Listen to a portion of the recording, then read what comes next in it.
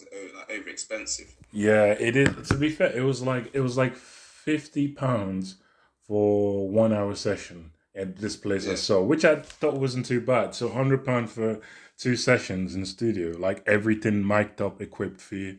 Like that yeah, sounds sick. And they download an MP4 and send it to you an email. So that's pretty good. Um, yeah. Well, I suppose maybe in the future it's worth it. yeah, yeah. When I have a bit more money as well. Yeah, Yeah. So yeah, I'm recording now. Yeah. Thanks, guys. Welcome to Amorphorous Rex podcast, episode 2. I'm here joined with Ethan Anderson. I met him in Liverpool. He's one of the mates I actually like still have from uni. Not very many, but I lived with them as well. So yeah, that's probably the reason as well. Yeah, just introduce yourself. Wait, yeah. So as tell us a bit about voice you. track there already. As Dami said, yeah. So my name's Ethan. And I'm at Dami at university. There's not much more to me. I studied computer science, so Yeah, I guess that's a nerd. way into how I think a little bit. Uh, Apart from that, I guess it will all come out in the podcast, right? Yeah, yeah, yeah, yeah, yeah. Yeah.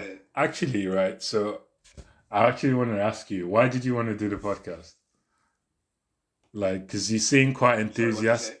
Why did you want to do the podcast? Because you seem quite enthusiastic, and I actually like that. But I was like, most other people, like, I kind of had to persuade them. Well, I didn't have to persuade Ed, but Yeah. there's a few people on my list that I think I will need persuading. But you seem pretty up for it.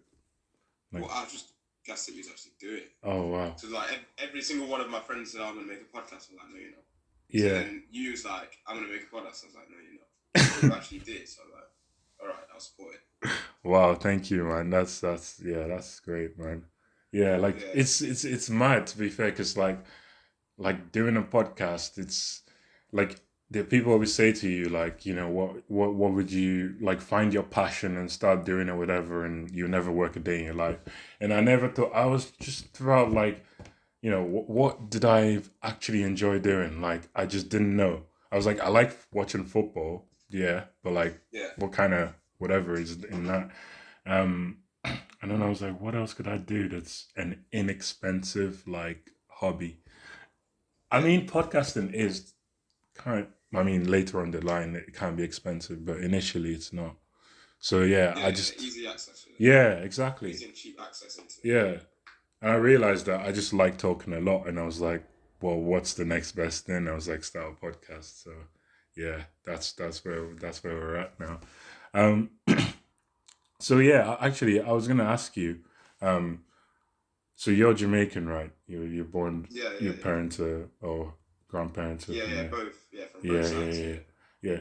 Why is it that you never talk about, your like isn't being Jamaican and like some of the cultural experiences you've had and stuff like that? You like so you're from there, but like I never really could tell because you never talked about it in my Mm. presence anyway. I just wanted to find out why that was. Like, is there a particular reason? Um. I guess because I mean, if no one's asking, then do you know what I mean? I'm not just gonna start just spilling out all of this and that and all my heritage and my family line. But I don't, yeah, I just didn't think it was much of a. Do you know what I mean? A big talking point. Really? But yeah, That's I am. Yeah, I would say I've got like. I wouldn't say a strong Jamaican like what do you call it, like, identity. But it's yeah, definitely there. Do you know what I mean? yeah. Wow, that's mad because I'm the complete opposite. Like, obviously, I think it's a little different because I was born in Nigeria, so it was like Yeah, I'm yeah, forever like you know like attached to it, to that identity. That it's gonna be hard to yeah, remove it. So like, I guess because it was who I was at that point, I felt like, why should I hide it away, kind of thing. So I would be very yeah, like abashed with it, and I would just like, I would just like kind of make it apparent to people. Either yeah. So yeah, that's the difference because obviously I was born here. I've never been yeah, to Jamaica. yeah, So where did you say you was? Is it Nigeria? yeah, Nigeria. Yeah, I was born Yeah. in Okay. Lagos. So Yeah, So let's say I'm not going to say obviously this is how you think, but let's say you would say like, oh, you're a Nigerian Brit. I would say I'm a like British Jamaican. Does that make sense? Wow. Okay. Yeah, that makes sense. Obviously, Yeah. I'm born here. I've Yeah. never been to Jamaica. You know what I mean? So your identity is much more British than it is Jamaican. Yeah, because I've never been there. You know what I mean? Okay. I can't walk around with a Jamaican accent, can I? Yeah, that's true. Do you know what I mean? Yeah. That's some jokes. Yeah, that actually brings me onto the like a topic I was actually going for as well, like on the topic of like black identity. Like, do you feel you have to fit in, or do you feel you have to meet certain stereotypes about being a black person or like being Jamaican? Do you feel like you have to live up to a stereotype or a standard that, like, is portrayed in the media, for example, as cool?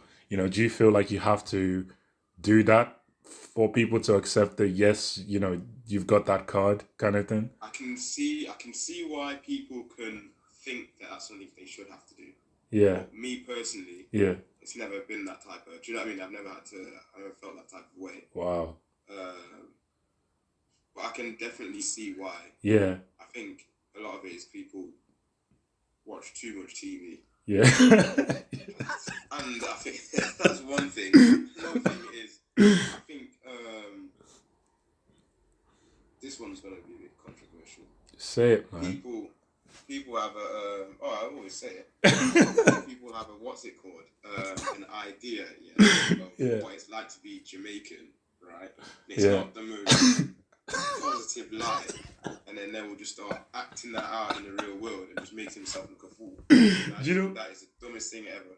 Do you know what's crazy though? It's like the way Jamaicans are represented in the media. It kind of comes across.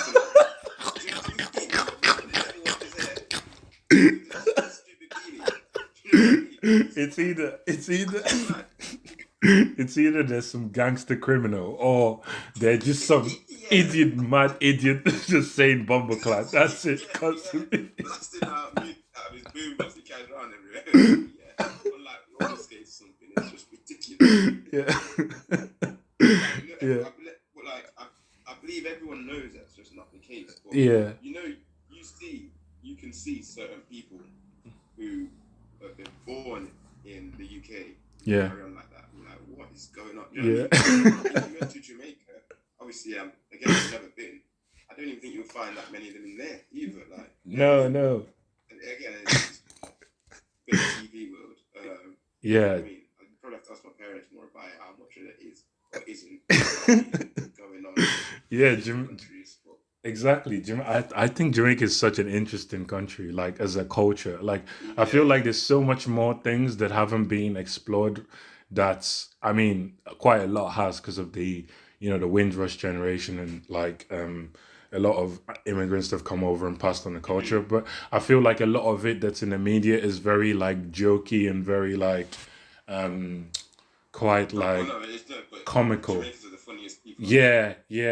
I mean, I'm saying like as in it's true. Yeah, I agree. I don't see anyone who's funnier than them. Like genuinely. Like I mean, even like some music, like they can be doing music, but it'll be like they'll find a way to make it comical. Like you can laugh at like as in someone can make a good song, but the way maybe the way they express themselves, it's very like entertaining. So you can find a way to laugh at it. It's very weird. I don't know how to explain it. Like, I just sometimes I've noticed that where I'm like, wow, that's hilarious.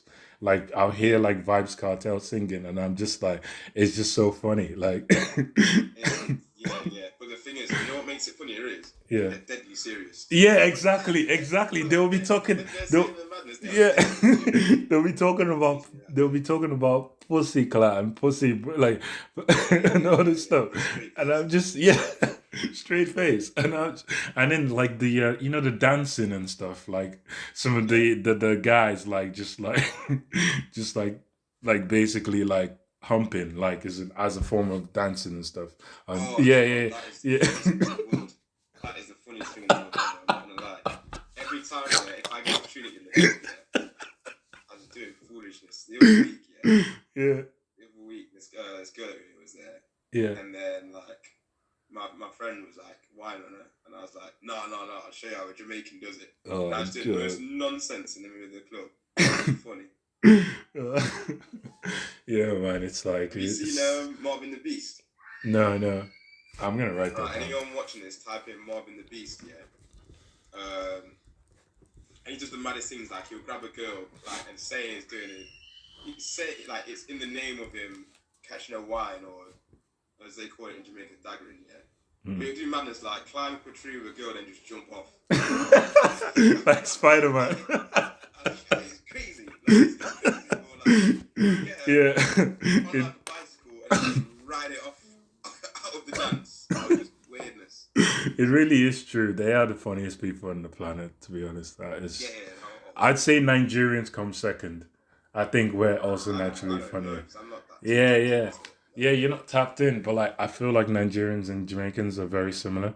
Like the cultural overlap. Like sometimes I'm like some of the food we eat and like just the culture of like being like, you know, making the most out of your situation and being like living life with a, you know, with a jovial attitude. Sometimes like, you know, that kind of expression. What does that mean? What does jovial mean? Like quite a like isn't like not happy, but you know what I mean, like happy, like happy go lucky kind of person, like making the most out of life. And I feel like that overlaps. And if a Nigerian man and a Jamaican woman were to get together, it would be a great combination. But then, you know, you hear on social media that it might not be that exactly. Because, obviously I'm not on Twitter for reasons, Yeah, just some... I've heard that there's some culture wars between... Yeah, it's some culture wars. It's like it's like the Nigerian men like are like fetishizing like Caribbean women to an extent, and they only see them as their back. Do you know what? And that's it. No substance. What's it called? A less like a more like hearted thing. Like they always compare like jerk chicken compared to like jollof. It's mad. It's actually mad.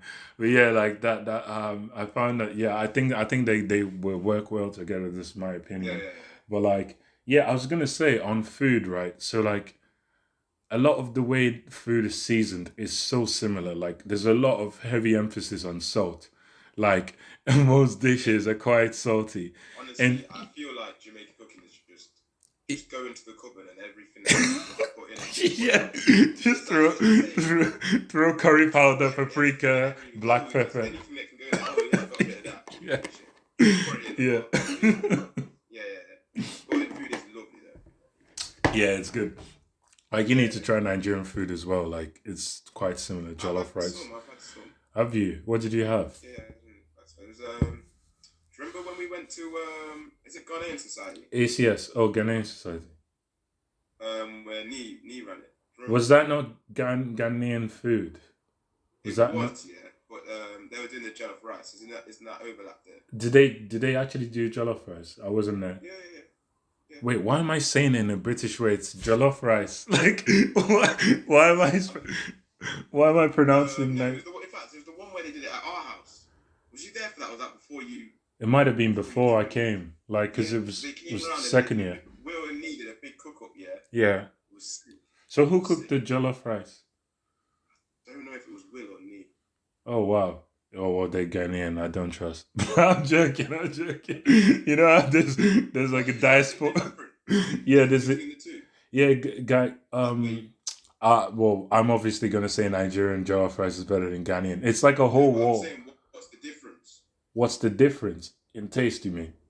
No, as in how you prepare it. Or are you're not like a cook like that, you know? No, I know. Like, it's me. I haven't had Ghanaian, like, jollof rice, but I know they will cook it differently. Like, some of the things they do, maybe they put, like, the meat in the rice and, you know, they don't... It's some of the way they cook it is different. So I'm like, as a result of that, it was going to taste differently. Because obviously I don't But I feel like people are just like they want like so basically Ghana and Nigeria are like this, you know, they're literally bordering each other. So like the both big nations as well close together. So and they're very similar as well, like culturally. So like it's just like even in football they call it like the oldest African derby because they're so like it's so hotly contested, these two people like clashing. Like if I see a Ghanaian person, I'm gonna beef them like as a joke. Like as in, that's just blooded inside me. Yeah. Yeah. So yeah, actually I was gonna I was just gonna touch on when we're talking about identities and stuff. Like so I asked you, like, do you feel like you have to live to like some, kinds of stereotypes and stuff to like as a way to like, please people or like fit into a cool image, to get certain things? Because like I guess if people already have an inkling of what they believe like the culture to be about, and in their head they've assigned it, and if you don't meet that, then you're not in that cool bracket. It's kind of like, it's interesting to me because it's like, like it can lead some people to, want to engage in that stereotype 100%, and like you said. So do you know what? I think so. I don't think I fall into any of these traps because I make a very, very conscious decision not to try to shape my identity, like let it shape itself. Yeah. Afterwards acknowledge it. Does that make sense? Wow, that's very mature response. So like if like so now I would tell you that, let's say if I take it off like to a more broader thing, I say I'm left wing, but I would never brag about being left wing or whatever. Left wing as in politically.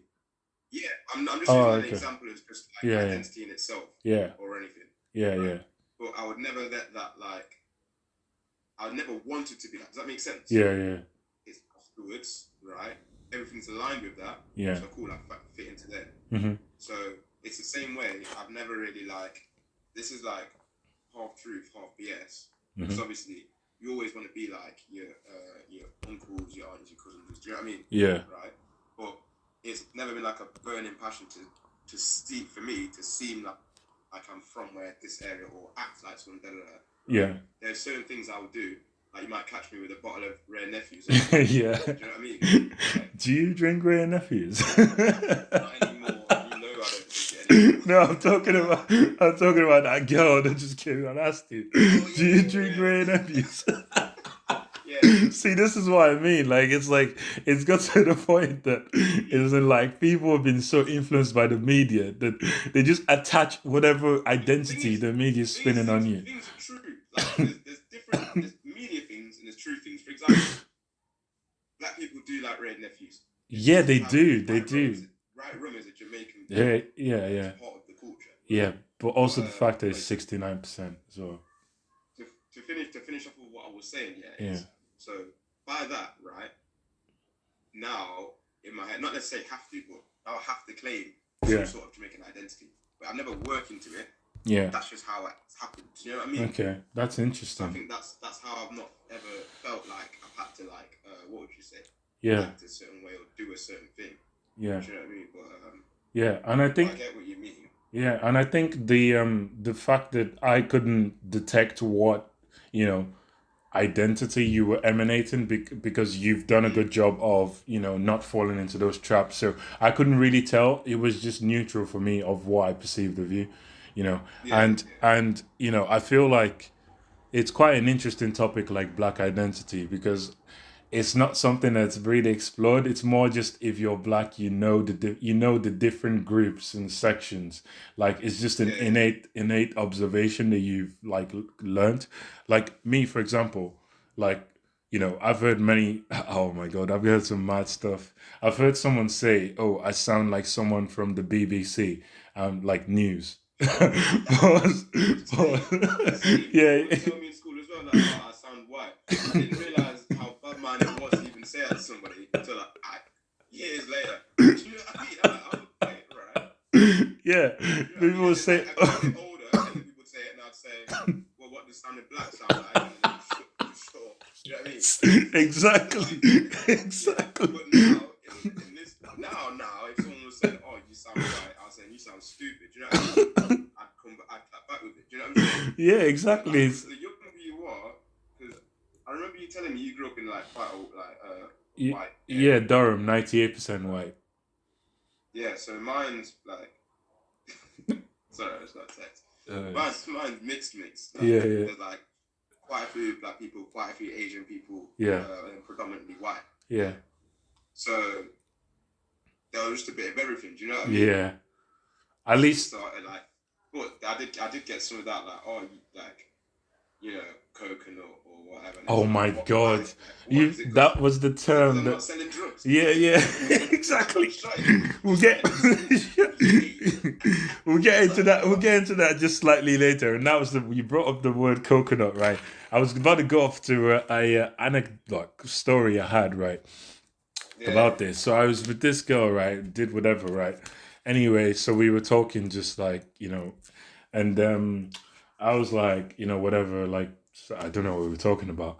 And then she asked me if I watched the movie Black Friday, the one with Ice Cube, the Friday or something. And I was like, yeah, Good Friday. See, I don't even know it because I know it. I know the movie because of the many references, but I haven't actually watched it. Yeah. Like, I've tried to watch some quotation marks black movies, and I just couldn't go. It didn't do it for me. Like, I was just like, this is like, I'd be lying to myself if I said I'm enjoying this, if you know what I mean. Like, the one good one I've had, the one good one I liked, which I don't know if it counts as a black movie, is Menace to Society. I really like that one. It's on Netflix. But the thing is, do you know what, right? I think there's a huge difference between UK black and American black. It's not the same thing at all. Yeah. It ain't the same thing. It's not. I think people conflate it. Yeah, it's not. And do you know what I mean? Yeah, and I want to go into that as well, like just like isn't a bit further down the line, because I was gonna go over like isn't the story. So so I said okay, no, I haven't watched I haven't watched Good Friday, and she was like, oh, you're coconut. I was like, how? Because I've never really watched these movies. Like, I'm Nigerian. I'm not even American.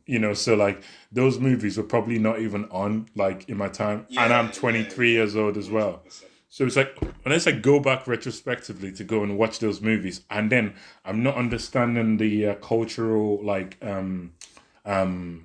context of it, like, or the like historical context, because I wasn't like the age where it was designed for.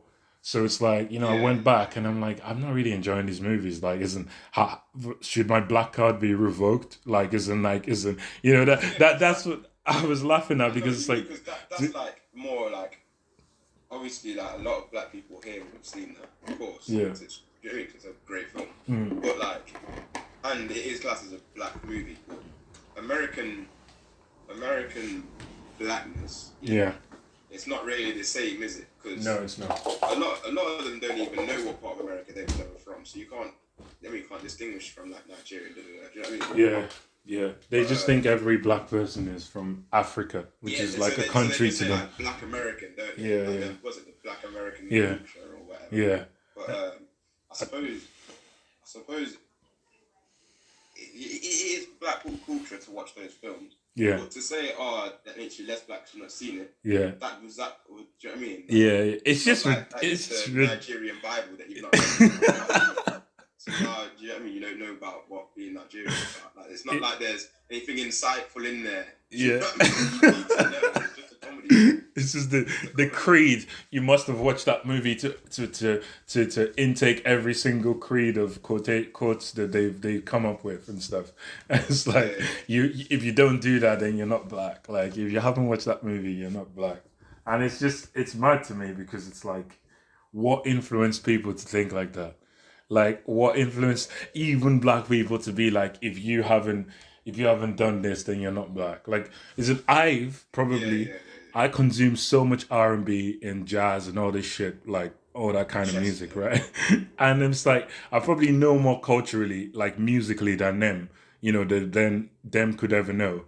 And it's like, for me to not enjoy one piece of art, you're basically, saying I don't fit into my own race because of that. It's crazy to me. The thing is, people don't know. The thing is now, though, I'm going a bit off topic. I'm sure you got a plan for this conversation. Absolutely smash it to pieces. Right? Yeah, don't worry about it.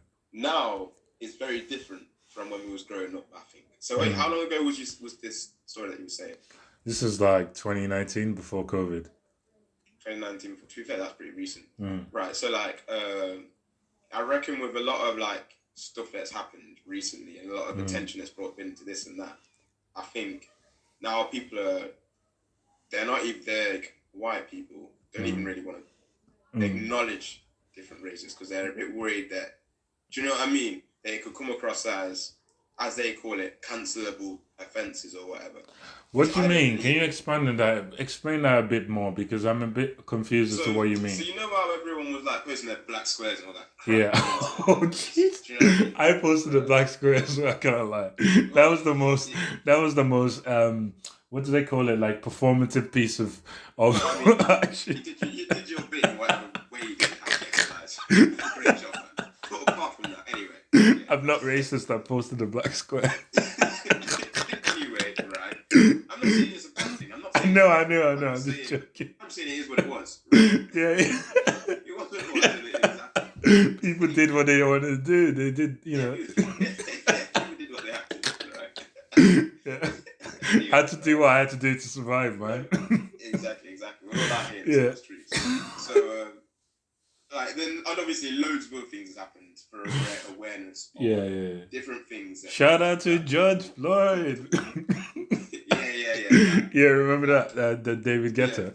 Then people were getting just shot off in America. Did you see that video? Yeah.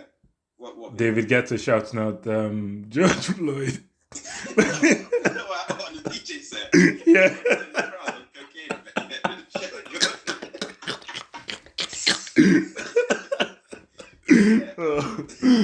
Speaking on the subject of performative, like, you know, I just started. You throw me up. What was I saying? So, so I think like everybody, like white people, black people, everyone, is more clued up to what should and shouldn't really be said. Right? Yeah. But obviously, there's not a strict line, is there? There's not a strict boundary. For example, someone that I've known for a long time can talk to me in a different way than someone I've just met. Yeah. Right? But like now I feel like everyone is now, they've drawn the boundary so safe that like I don't think a lot of things that I've heard, let's say 5 years ago, people 5 years younger than me will be hearing now. Do you know what I'm saying? Yeah. Because of all this, he said that, cancelled. Cancelled. Even though I don't believe in cancel culture. Wait, so is what you're saying that like is in white people don't know what to say, and if they say anything, they might get cancelled? Is that? I don't believe they even touch on it anymore. Like when I was growing up, like you would throw like racial banter around, but it was just that. Do you know what I mean? Yeah. Like, yeah. For example, like my friend, like let's say, would be like, I don't know. I've got chicken at mine or something. And we'd be like, unseasoned. No, we don't want it. And it's just like, do you know what I mean? Just banter like that. Right? Yeah. I don't know how much that runs anymore. Yeah, that's light stuff. I thought you were gonna be. That's very light stuff. I thought you were gonna be saying like, I've got chicken at home. Do you want to come home? Because you know black people like chicken. Like, isn't that is a bit that one is a bit different. But what obviously that's what he's insinuating. Oh right, okay. See, this is what I mean though. Like on that, this is what I mean, right? The thing is like that whole cancel culture thing is it can be explained in two ways. One, it's like how like what's a good example? It's like VAR. It's like if it wasn't there, then there'll be all sorts of madness going. You know, there'll be all sorts of like fuckery going on, if you know what I mean. So there needs to be that slightly like, is in the slight just check to know that people just know that, you know, there's repercussions and there's a you know, kind of like a, how do I explain it? Like the court system, like, you know, like, I can't really do this because, you know, this is what's going to happen. You know, so it's just kind of like, it reduces the amount of fuckery that might happen because the people know that there's a consequence to it. But then at the same time, it's like, if you look at it on the other side, it's like, hang on a minute, like it's slightly becoming a weaponized now. It's a tool to destroy people. Like it's like everyone's holding a red button, like of the nuclear button. It's like people itching to push it. Like, you know, you push this button and I think that summarizes what I was trying to say, like a bit better, like as in it's like a bit of a check sort of thing. So I don't think people are as like, which is a good and bad thing. Yeah, Because, exactly. That's how I would describe it. I don't think. I'll touch on that. You were saying, oh, people are weaponizing in a second. Yeah. But I don't think that people. I think now people are like, oh, I won't say anything bad about a black person because this and all of that, right? But like, if you can't say anything about something, that's like, it's not proper. Integration's a rubbish word for it, but you know what I mean, don't you? I think it should be acknowledged, that this person's black, or like this person's this. Do you know what I mean? And you could like run a little joke like, oh, he's drinking a Magnum again or something like that, and that's I don't think people know. I don't think people know the line between that mentioning something that involves race and racism anymore. I think a lot of people just blanket it all, which I think and do you know why that's bad? Blanketing it like that, because it's like at that point you don't know what's racism, you don't know what's not. Like it confuses everything, and it just like obstructs our agenda. Like, you know. Yeah, and people are missing. Basics of it. Basics of it is not about race. It's about being respectful to people. So exactly. Regardless of anybody, you wouldn't go like. Do you know what I mean? There's certain levels of respect you'd have for people in all regards, and as long as you follow by those rules, even if you're talking on a racial topic, you won't offend anybody. And if someone does get offended, you shouldn't care that you offended them. Does that make sense? Yeah. As long as you've just been respectful in everything that you've done, do you know what I mean? Yeah. If you go up to someone and say, "Oh, but you're selling drugs," regardless of whether you're black or not, you're just disrespectful. Why? Do you know what I mean? Yeah, that is a good point. But then at the same time, the reason why, you know, like repeating a stereotype to someone, whether it's negative or even positive, is that it reduces that person to a caricature, like to like a cartoonish character. So it's like, you know, this is who you are. So it's like, and the reason why that's bad is if it comes from someone who is, you know, in a majority race, like, you know, there's a like a social and cultural,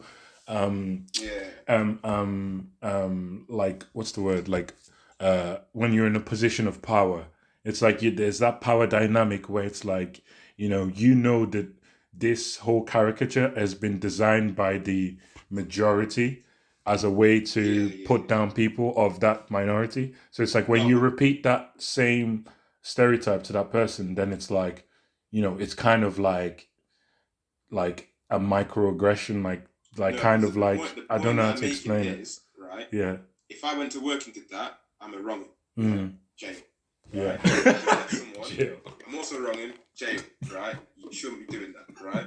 Obviously, you shouldn't be doing just making assumptions on people, regardless of anything. That's what, again, like, I like to think of things broader, so obviously this is like definitely like a conversation on race. Yeah. But if I just walk on and start making conversations on anything, oh, you like to read books, or oh, you like to what up, Four Eyes? Walk on not making assumptions, right? Yeah. If someone came up to me and got a rapport with somebody, right, and you both know each other, and as a joke, and both of you know that you're not saying this as in you're a caricature of this trait that you've got or whatever. Yeah. Let's say if I go and I've poured a cup of white rum or whatever, and then someone goes, like someone who I know for a while says, typical Jamaican or whatever. Yeah. As in someone who knows that this is a stereotype that he doesn't fully prescribe. That's the word for it. Prescribe to. Because obviously everyone's an individual.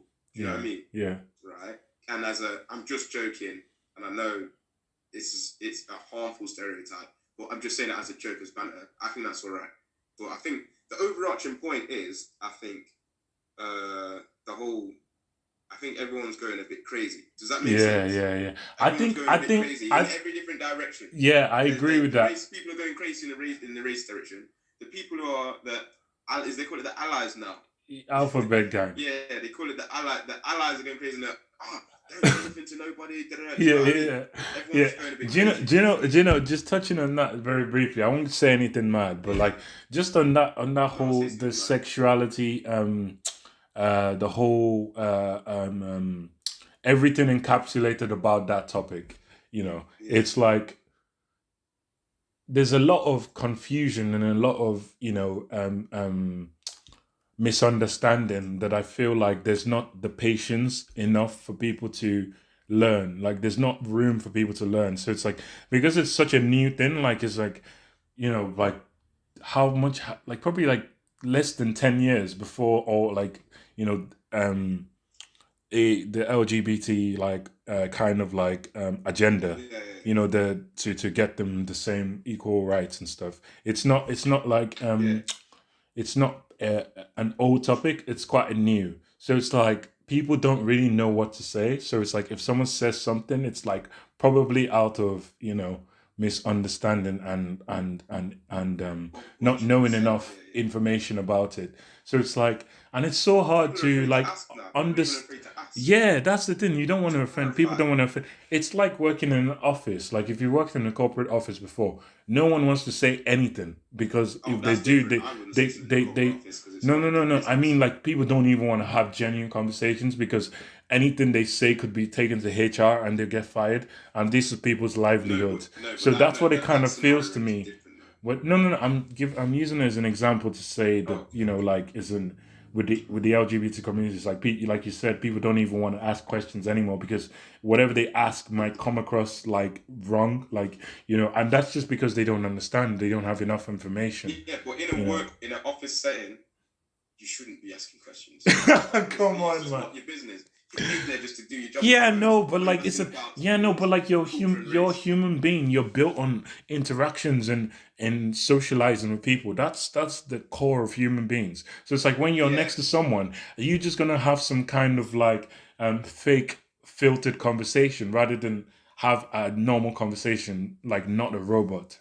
So what you're telling me is you're advocating for me to go to work and ask a gay No, person about no. gay is. No, I'm not advocating that you do that. I'm saying ideally in an ideal world. Let's say Romanian, how Romanian he is. Like in an ideal world.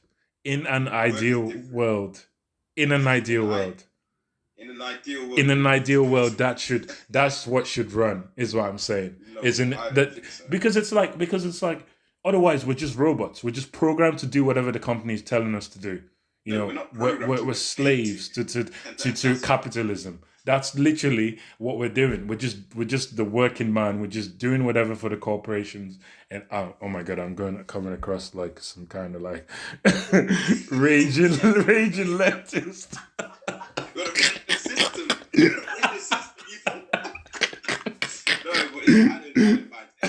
Slaves to the system, right? All these questions are like, mate, you're not paid to learn here. It's like, just get on with your job. Yeah, fair enough. Fair enough. So you're saying only have those conversations with people that you truly know, which I think is a good rule of thumb, to be honest. If I know you, we're friends and that, of course, that's what I'm trying to say. Yeah. If not work, like, mind your business. Did you send that Excel spreadsheet? Oh, what's your opinion on the LGBT rights? What's your opinion on mixed toilets? I would report them. I'm the exact person you were I'd report it after that. You'd report them. So you'd snitch. Instead of me asking you silly questions. You'd snitch. I was at work back up today. Oh, where's the report? So did you get a chance to send the report across? I was just watching too much. No, I was feeling Dave about that, right? I was just reading up on the the history of the LGBT. So it's really interesting. And just to circle back to one of the topics that we were talking about, because I wanted to bring something up, like you mentioned shotting, and I was just gonna tie that back because it's like that stereotype in itself of like being a drug dealer or a criminal or like some kind of trapster. Like, why do you feel like that it is glorified in the Black community? Why do you feel that lifestyle is glorified? And then second question, just before you go on, is why do you think there's brackets of different like Black people? Like there's like the bloods, the nerds, the you know, the 9 to 5 guys, the corporate guys. They all have their own brackets, and it's like, you know, depending on what bracket you fit in, is the more cooler you are. Like, why do you think that is? I've never heard that before. Okay. No, I think But, on the first thing, why being drug dealers and stuff is cool. It's because it makes money, doesn't it? fast money. It's not the drug dealing that's cool. It's the fact they got a nice watch, flashy car. I mean, in places where predominantly don't have a lot. Do you know what I mean? Yeah, because younger people That's don't tend to have that much money, so you tend to see that the younger girls chase that kind of lifestyle. Like, you see them, like, you know, like basically get with, you know, people who just come out of prison or in and out of prison, and just like, or like, just, you know, are on the edge of being in prison or being murked. I wouldn't categorize it as girls getting with. The way I think about it is idiot girls will get with idiot girls. You know what I mean? Yeah, but there seems to be more idiot girls than If there you're is caught not going in idiot and out girls. of jail, you're an idiot guy, and if you find that drug, you're an idiot girl. Well, there seems to be, and they will filter each other out. but it feels to me that, like, I do, online and just in person, from what I've heard of people, like, they seem to love, like, their role models and the people they look up to are people who are criminals and, you know, sell drugs and shit, and that's like glorified, and it's like online I see it as well. So it's like, at that point you start thinking, so what other brackets of guys are there apart from criminals, you know, and fast money people? It's like, I have to call them what they are. You know, it's the truth. It's literally the truth. I'm not gonna join in and glorify them as well, because it's, if I had a kid, if I had a son, I would not want him to be a criminal. Like, I don't see a problem in drug dealing. Wow. I don't see a problem. Like, so for example, if someone, it's quite a controversial opinion. Law, you know. Obviously, you shouldn't do that. That's bad. Right? I guess you could go into what the laws are made of, like why. No, because legal and moral things are completely different. Yeah, legal, selling drugs, you're wrong and go to jail, right? Yeah. Moral, right? Okay, let's say. I'm sorry, there is bad morality behind it. There's not. There is bad behind it. There is, like, you know, in the 1970s, when the Americans, like, introduced crack into the community, and then black people started selling crack to their own community and destroying it. I'm not talking about that though. I'm not talking about that, right? The way I'm thinking about it is, right? Let's say you're a homeless person, yeah, and then, like, people have put like £20 into your, what's it called? Like, your little change, you've worked that up into the day, right? You spend like so your PayPal money on food, and then you go to the drug dealer and you get some drugs because you have nowhere to sleep. You will be freezing cold at night. Yeah. Yeah. Do you want to just sit in that, or do you want to be high for a bit and get you through that day so you can? Like, do you know what I mean? Right. Nah, I'd be more resourceful than that. I'd find a fucking shed somewhere. You'd be more resourceful. I'd walk all night till I found this shed. I'd walk all night till I find a shed somewhere, and then possibly jump over someone's garden. That's what you would do. Yeah. Therefore, you're not on the street, dummy. You know what I mean? Yeah. These people are not resourceful. Yeah. But what you're saying is, you're a fool for the drugs because, do you know what I mean? You clown on them as well. They should be clowned on. I'm not clowning them. That's no, like no. saying, no, but the mindset that you're saying is just make no sense. So I go work, and on a Friday, I drink drinks and get waved, right? Yeah. But what you're saying is, no, I wouldn't do that. I would invest that money into the stock market, and then I'd make a profit, and then I'd buy a bit. You're not in reality, because I know you're at the pub with me as well. So you're doing the same thing. Yeah, it's just an exaggerated. Taking these drugs is just an exaggerated version of that, right? It's a bit of escapism and a bit of. Do you know what I mean?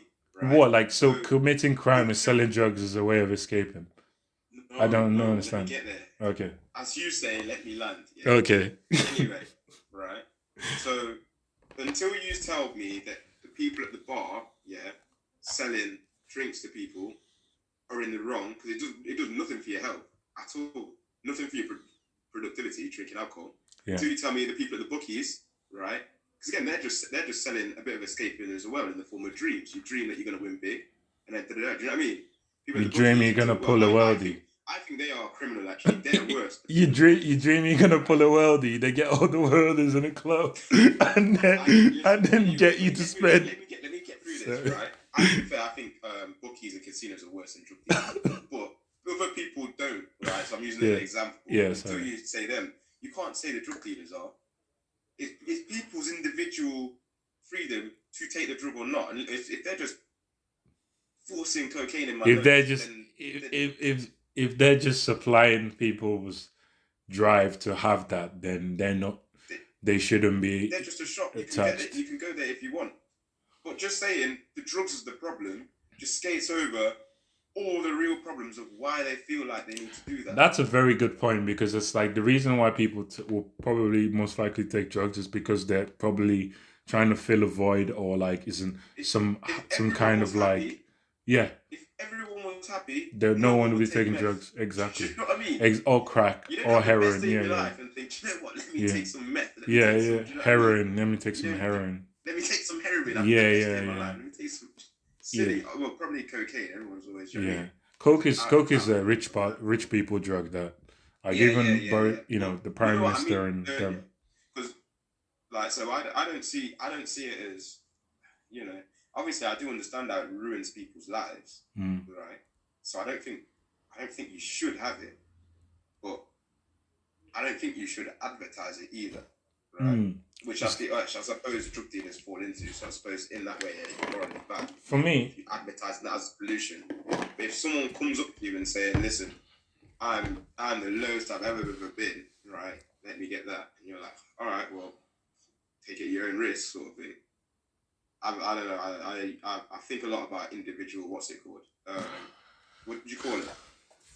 Individual responsibility. Yeah. That's the word for it. Yeah. Like, for example, okay, I've got a question for you. Okay, let's say I sell drugs, right, and donate all the money that I make from the drugs to a hospital. Am I in the right or in the wrong? Oh, there's so many ways you could dissect that, though. You could be like, who made the laws and why did they make the laws? What went into that? So from now on, right? Wait, watch out. From now on, we don't appeal to the law. Because that's easy, because we could just Google it. Right? So forget what's right, like legally right or wrong. Let's just talk about what you think. Morally right and wrong. Yeah. Okay. So if you committed a legal crime in order to do something good, we're just talking about selling drugs. No, that's what I'm saying. That's what I'm answering your question. I'm answering your question. Let me land. I think it's not that bad. It is bad, but not that bad. Yeah, let me land, right? So you're basically giving the theory like of, like the story of, I stole bread to feed my family, or like I sold the drugs and donated it to a hospital. No, I think stealing is bad. But selling drugs is not bad. To play devil's advocate, listen. No, I'm sorry. Do you know what it is? Get you to combat me saying it's not that bad. Let's say there's 100, is your God. Yeah. 0 is you are the reincarnation of the devil. Yeah. Right? And 50-50 is you walk around and do nothing really, so you're not good or bad, right? A lot of people think drug dealer and think, they're around the bottom. They're like 10. They're close to 0. They're evil. I don't think they're evil. I don't think they're evil. Because do you know what I mean? That's the point I'm trying to make. I don't think that. That's the worst thing ever. Okay, I don't think they're evil. I get what you mean. I don't think they're evil because they're doing whatever. Like a salesman or someone who's desperate to sell things, an entrepreneur would do anything, even sell anything to get money. So the fact that they found a market that they're able to monopolize and capitalize on and make money from, because they understand how to market themselves in that niche market. Like it's just the essence of capitalism and business. Capitalism is created that there's every single service someone will have something for it. It's because they want to sell something and differentiate themselves. So the fact that people are the market offering themselves, and then there's the supply. They want to get into the supply because they realize it's making money. So, if they're doing it for their family, then can you really blame them? Like, but then on the other side, it's like you're getting into an industry, that causes murder, that causes all these kind of horrific crimes. By selling it, you're also being a conduit. You're being involved in that industry. So by association, you're also part of all the horrible stuff that happens. So it's like you can be good and bad, and that's what I feel like is like it's quite in society. I was talking to you about in the chat, like people always seem to group people into a monolith rather than understanding that there's different facets of people as human beings. Like you can be a good guy, do some shady stuff, but still in your heart be a good person. Wait. Can I stop you there? Because I don't think we're thinking about the same type of person when I say drug dealer. I think you're thinking like Pablo, yeah? Obviously, very bad. No. I'm thinking of also street dealers as well. Yeah, but that. I'm not really even talking about that too much. I'm talking like you got uni. Yeah, uni. You got like the guy at the party selling pills or whatever. Like you mentioned a lot of the things like the crime, the murder, the violence, and whatever else comes with being a drug. Like doesn't have to be the case. Like it doesn't. But still, just went to the party, made a bit of money. Do you know what I mean? Selling this and that. And then just go. Okay, so if you're talking about everything else that comes with that, if you're involved with the controlling an area, obviously criminal jail. You know what I mean? Yeah, I know. That's sort of other things on top of it. I was just thinking about you mentioned selling drugs, so I stated the actual like purchase and selling of that. I didn't think was the worst thing ever. That's what I was saying. But the gang stuff, awful. I think that is awful. I feel like regardless, like even if you're selling I think party drugs we're just gonna put that in a different bracket. Let's say, coke, weed, and all the usual stuff, right? I'm saying like that's at selling that to your uni students and stuff. Maybe not weed, because I don't think weed is that like violent, like in terms of the consequences and stuff surrounding it, because people can just grow it in their house, whereas coke is more sought after, so there's more conflict over it. So I'll say with coke, if you're selling at a party, right, like you're still selling a substance that's riddled with blood. It's like dealing in illicit money, right? It's like if you take money from someone who is has killed people, like say he was an assassin or something, he killed people, that's how he got his money. No, it's an example. You know that, right? That he's done that, and he's giving you hard cold cash to buy your bicycle, £250 for your bike, and he's an assassin and he's killed people, and that's how he's got his money. So you're taking that money, you're still associated with the money. You're endorsing that person. You're accepting his money, which is blood money. So by association, guilty by association, you're also part of that. Even if you intentionally or didn't intentionally, if you intentionally do it when that's what happened, then yes, you're part of it, because you've known, that's what he does, and you're gonna endorse that person. Didn't the guy at Weatherspoons like come out as a massive racist guy or something? Who? Or am I tripping? Dude who owns Weatherspoons, wasn't he some massive like evil guy? Probably he's white. he's some white businessman, probably. I don't know. I'll have to search it up. Anyway, yeah, you rich spoons every other week. Like, you don't believe what you're saying. What do you mean? Wait, what did we say to get onto this point? It was just about being guilty. Like you were saying, drug dealers. I remember why. You were saying drug dealers weren't like. Wait, let me just reframe what's happening. So what I've said, drug dealers aren't that bad. I'm not endorsing. I'm not saying you could go out and shot drugs. That's stupid. But the bad rep that they get, as what you literally just shown me, like added to all the gangs and stuff like that. It is very linked, of course, but they're two different things. So I was clearing up and saying everything around that, obviously, morally to me is awful. But the actual just exchange of the substances, whether it is party drugs or harder stuff, just the exchange, right? I don't think is, obviously you shouldn't, but I don't think out of a scale of 1 to 10 of how evil this is, it'd be about 2 or 3. Like, you know what I mean? Yeah, I know what you mean. And basically what you're saying is basically just what capitalism is. The person wants a service, you're providing a service, so is it really bad at the end of the day? 100%, But at the same time, but at the same time, it's like the service you're selling. But then you went off and was talking about all the blood money and stuff. Okay. But like, that's not necessarily to do with drug dealing. Yeah, I think. Right? Do you know what this is? It is a big part of it. Yeah. But like, there's no point in talking that we both agree with. Of course, I don't agree with people shooting people and yeah. Money, and of course do you know what we're doing right now? Do you know what I mean?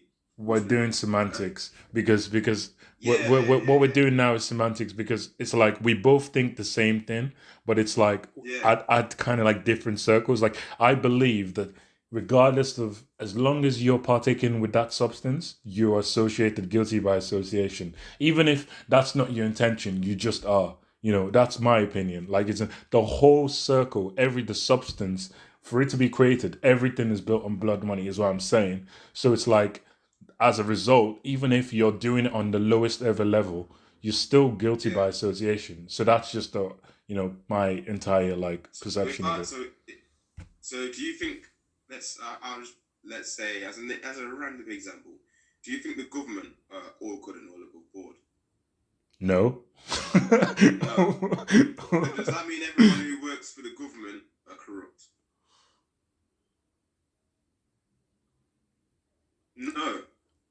This is my point. I don't believe what you're saying right now. You're working for an organization that, as its core, then imply guilt. It depends on whether you're working for a corrupt organization or not.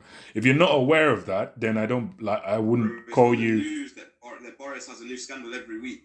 We know that dodgy dealings going on. They're not all straight and narrow. Like, I forgot who it was, but is it the PPE or the protection for the virus? Yeah. All of a sudden, it got passed to the health minister's to their friends to have the job or something like that. And this is all things you can just read in the news. So it's not a matter of, do they know? Because yeah. Do you know what? I'll answer your question. They are then guilty by association? No, yes. They're trying to make some money. Yes. They still guilty by. Everyone in the government, everyone who works for the government is a wrong one. Yes. Do you know what? No. Let me explain it right. It's basically, what I'm saying is, I'm taking an objective 100% like guilty by association. Maybe you don't intentionally want to be corrupt, but the fact that you're working for a corrupt organization and you're aware of that means you're just guilty by default. It's like if you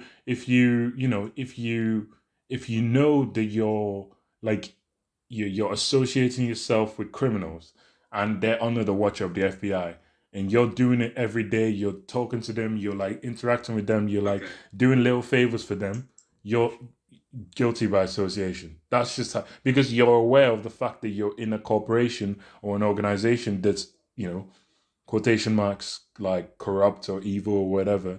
It's the awareness for me. That's what, in law they call it mens rea. That's your intention, your mental intention. Like you understand it like in your head that this is what it is. So by default you're guilty by association. Even if the degrees of guiltiness differs, but at the same time you're still guilty.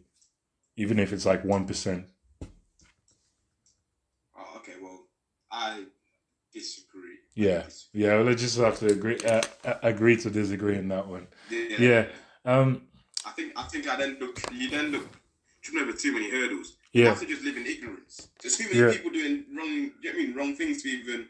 Some of the clothes that you're wearing are probably made by unethical kids, and I accept that. And I accept that. Once you Googled that now, you'd have to just strip naked.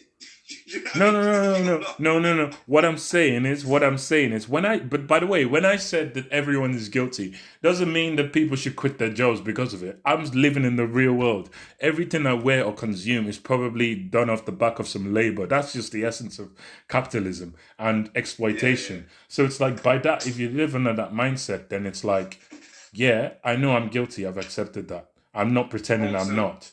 If you're pretending you're all holy, you understand it, but there's not much you can do about it. Yeah. So I'm saying it's like to pretend to be holy than thou, you can't. You just can't in this world, because anything you do will have been created by some kind of exploitation. So it's you can't really pretend otherwise. One other thing I just wanted to divert on that topic was so I asked you a second question. Yeah. So do you have to go? What did you say? Oh, I said you have to go. No, I don't have to go. Oh, okay. Yeah, it was just on the subject of like just like the boxes that are created in like in the in the categories that are created in kind of like the black community. Like for example, I brought up that point about like someone saying that I sounded like I was from the BBC News and stuff, and then I we were talking about how like trying to fit in stereotypes and I don't stuff. see anything wrong I with just that I necessarily. just wanted to like because you said you've asked them like what is it what does it sound to be black kind of thing, and that's something I've always like dealt with a lot, because it's like like what is the alternative? Like if you've lived in the UK and for a long duration of time, maybe in an area of the country that's like well spoken, like most all chances are that you're gonna end up sounding like that. So it's like if you weren't born in the hood in South London, then like how can you bridge that gap? Isn't why like I feel like there's an expectation that if you don't fit into this box, then you're not, you know, you're not you're not in the race. You don't understand anything. You're not from the culture. Whereas me, like I'll say, just give a personal like reference. It's like I consume a lot of media in general, like in the black community. So I'm tapped in and I understand a lot. But the stereotype and the assumption would be, oh, I grew up in Durham, in the Northeast. That I don't know shit. Like I don't know anything about rap music or like black TV content or creators or anything. Like it's like I feel like there's that certain black people would see you and they'll easily judge you. Like, for example, like I'm doing a podcast. Some people might say that's Nikki, like, or like that's nerdy, like like, or like I consume anime, so like it's like all of a sudden I'm not cool. Like I'm just some kind of like weeby who just likes you know inflated balloon boobs of anime girls and stuff. Like that'd be the assumption. Like I'm some kind of neek like weeb, that consumes that kind of content. So it's like it confuses. It doesn't confuse me. I just find it interesting that whole dilemma about it. What do you think about that? What about the Just like categorization? yeah, the categorization. They're like, isn't if you don't do this, you're not qualified to be black. I guess the categorization is not necessarily a bad thing, but it can be what do you call it? It can be interactive with just horribly. Does that make sense? Yeah.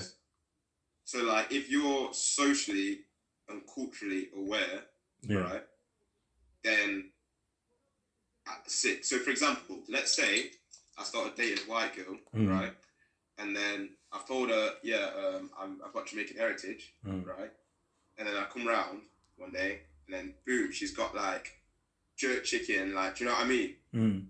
Like cooked like, or a Jamaican cook up, yeah. You taste that shit and you spit it out. And she said, she's done it, yeah. And I get there, in my head, I'll be thinking, this is absolutely wicked. Right? yeah. You know what I mean? You'd appreciate it, yeah. Right? I'd appreciate that'd be sick. Yeah, right? yeah. But that's a good way of engaging with it, right? Yeah. If someone said like, if I said to someone like, oh yeah, I'm Jamaican and they said, oh, so I don't know, you sell drugs or whatever, just whatever, yeah.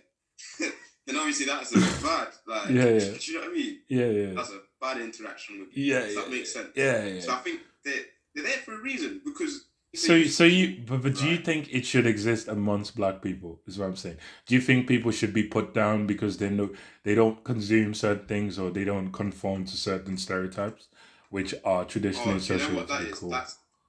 Is the word for it gatekeeping? Gatekeeping, that's and it. It's yeah. Annoying. It's very annoying, and I feel it's very present. Not to be the kind of guy that's like there's some people who love to complain about their community. I hate those people, but I'm just saying in general, it's an observation I've noticed where it's like there's a gatekeeping element.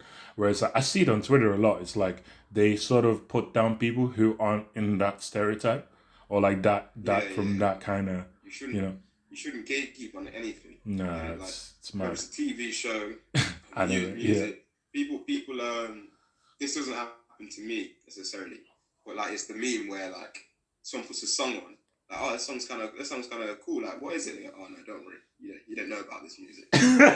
Yeah. Like, listen, any little gatekeeper. Nah, I feel like, you know, girls do it sometimes with clothes and fashion. Like other girls will come and ask them, "Oh, what's that you're wearing?" And they're like, I don't know. I just got this little thing from somewhere. Like they don't want to tell you what shop they got it from. Tell them you got it from H&M. The gatekeeping thing is especially with culture. Yeah, I hate it, man. I hate it. It's insane. Yeah, it's insane to me that anyone would do that. Yeah. It's and even when I've been dating like black girls as well, like I've gone on some dates and like I kind of have to like put myself like I have to tone myself down, like my personality. I'm like, I don't want them to, think, this is what I subscribe to because of the way I may speak or some of the topics I'm like, for example, music.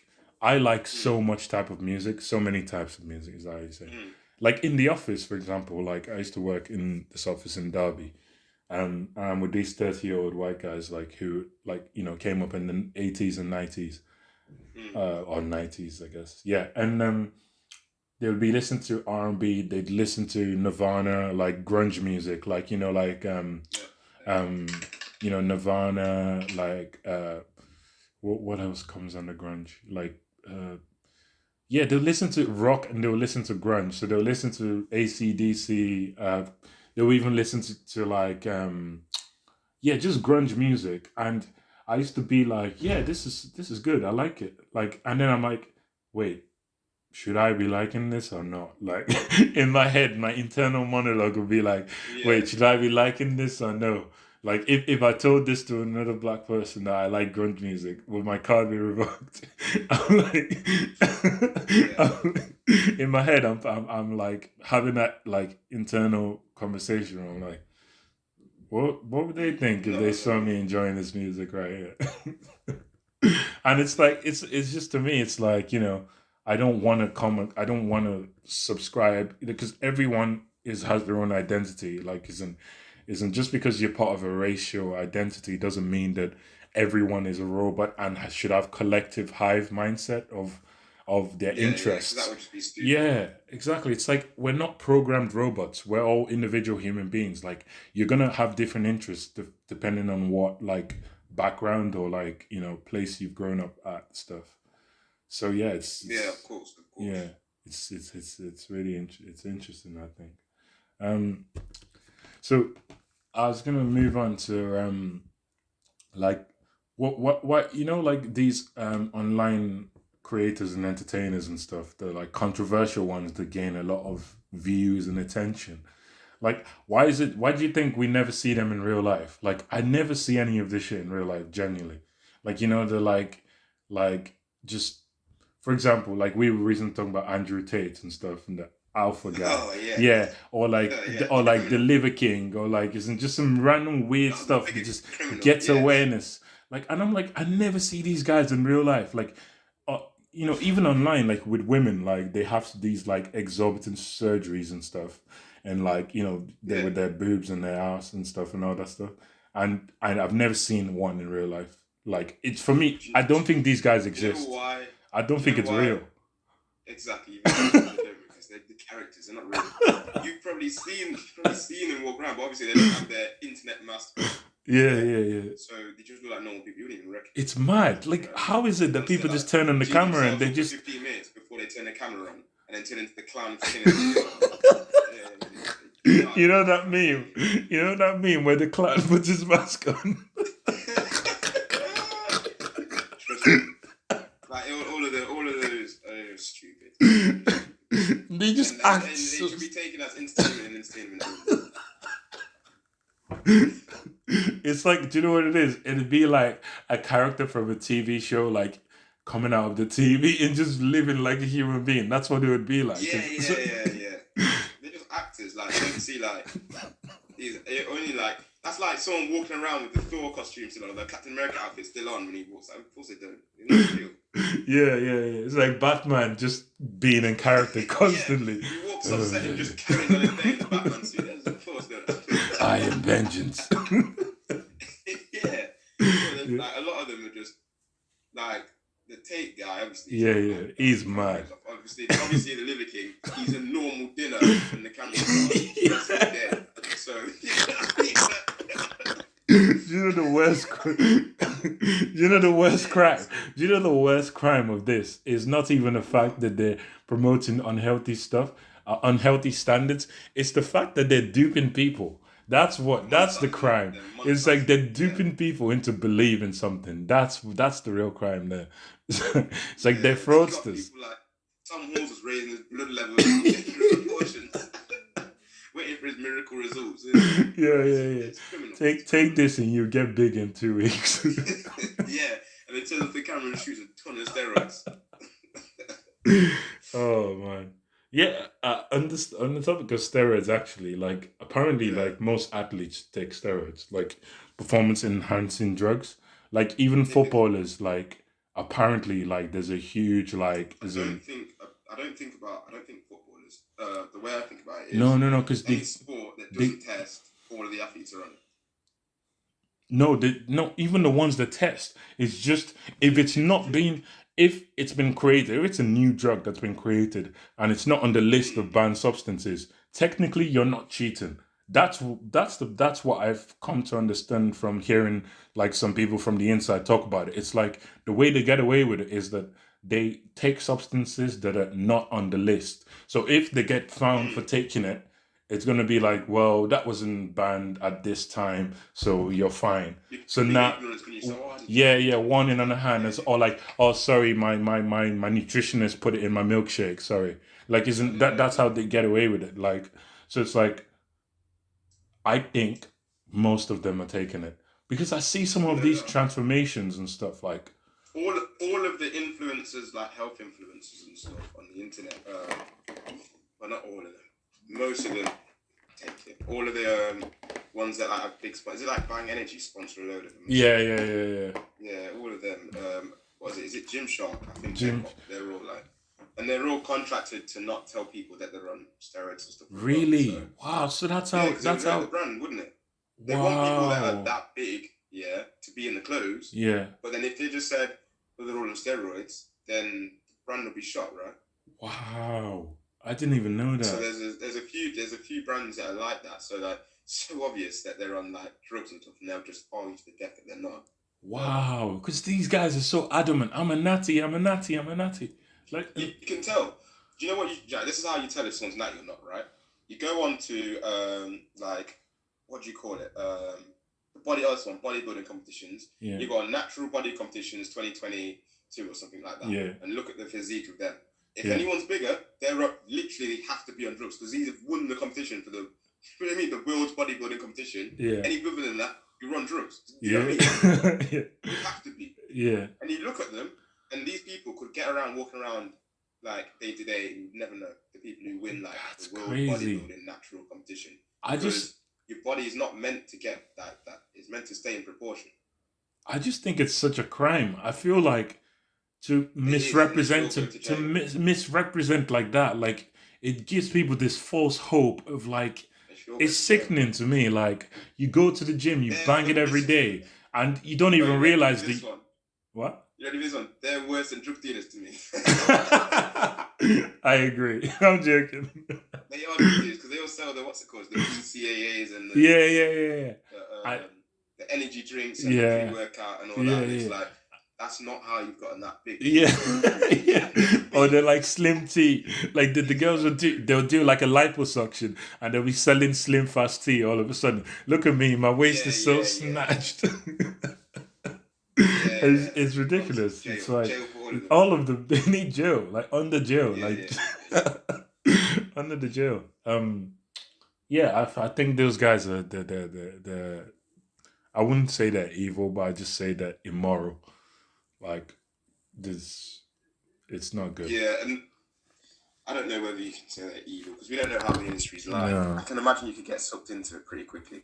Yeah. Like if someone came up to me, so let's say I'm just a normal guy, I've reached my physical peak, and then which I don't think it takes that long. I think it takes like 6 years, I think, they say, to reach your physical peak if you're training consistently.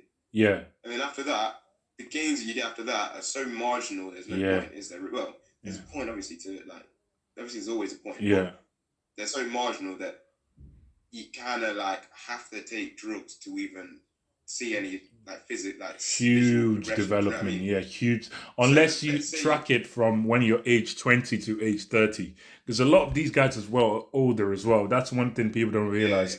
They've been banging gym since like 2000 or 2010. So it's like you see them now, all of a sudden they rip to shred. Yeah, because they've been eating the same diet for 10 whole years and being in a calorie surplus and banging gym 5 times a week. Of course they're going to look massive. So it's like you're comparing your 23-year-old self, 22-year-old self. So these guys who've been banging gym for 10 plus years and you've been banging gym for like 3 years. Like, you know, it's mad. No, but the point I was making, so okay, so let's say that I'm in that year and then I've naturally reached my limit and then I've started taking like testosterone boosters or whatever, which is no problem with at all. I don't think like who's gonna walk in and tell you can't do that, like, you know what I mean? It's none of their business. Yeah. But then you've done that and then your physique's now like beyond what it was your natural physical capabilities, yeah, right? And then a brand comes up and you've just not told anybody about anything because again, it's no one else's business, right? Then a brand comes up to you and says, "Oh, could you model in this for me, please?" Like, yeah, sure, no problem. Start paying you, right? You start to build up your wage like that, right? And now you become dependent on your wage, as everybody is, right? Yeah. And then they could just spin it on you and go, "Oh, by the way, if anyone asks, you can't tell you you're not natural. You can't tell them." Are you saying that they encourage taking of the steroids? Or are you saying the people that already take it, it's like, you know? I don't know. I don't know at all. But what I'm saying is, like, we was obviously like laughing, saying, "Oh, they're evil, they're jail or whatever." Yeah. I'll say, I can imagine that sort of way of getting into it and not fully realizing what you're into. You know what I mean? And then all of a sudden they're springing on you, go, "Oh, by the way, you can't tell anyone that you're taking drugs." And then you're selling these supplements. People are asking you, "But is it the supplements or do you take tea on top?" And then you've already signed your contract. You're making bags of money. You're making 60K a year. And all you got to do is hold this lie. Do you know what I mean? Yeah. It can be hard for you to. Do you know what I mean? It's the ultimate question. It's the ultimate question: money or morality. That's why you see a lot of like whistleblowers, like Edward Snowden when he blew the whistle. He was like, "What are we doing? Like, it's immoral. Like, well, some people think that Big Brother camera spying on you, that's immoral, invasion of privacy." So it's like. He just, at that point, he was like, why am I getting paid to do this? And he left because he chose morality. And a lot of it in this life, like...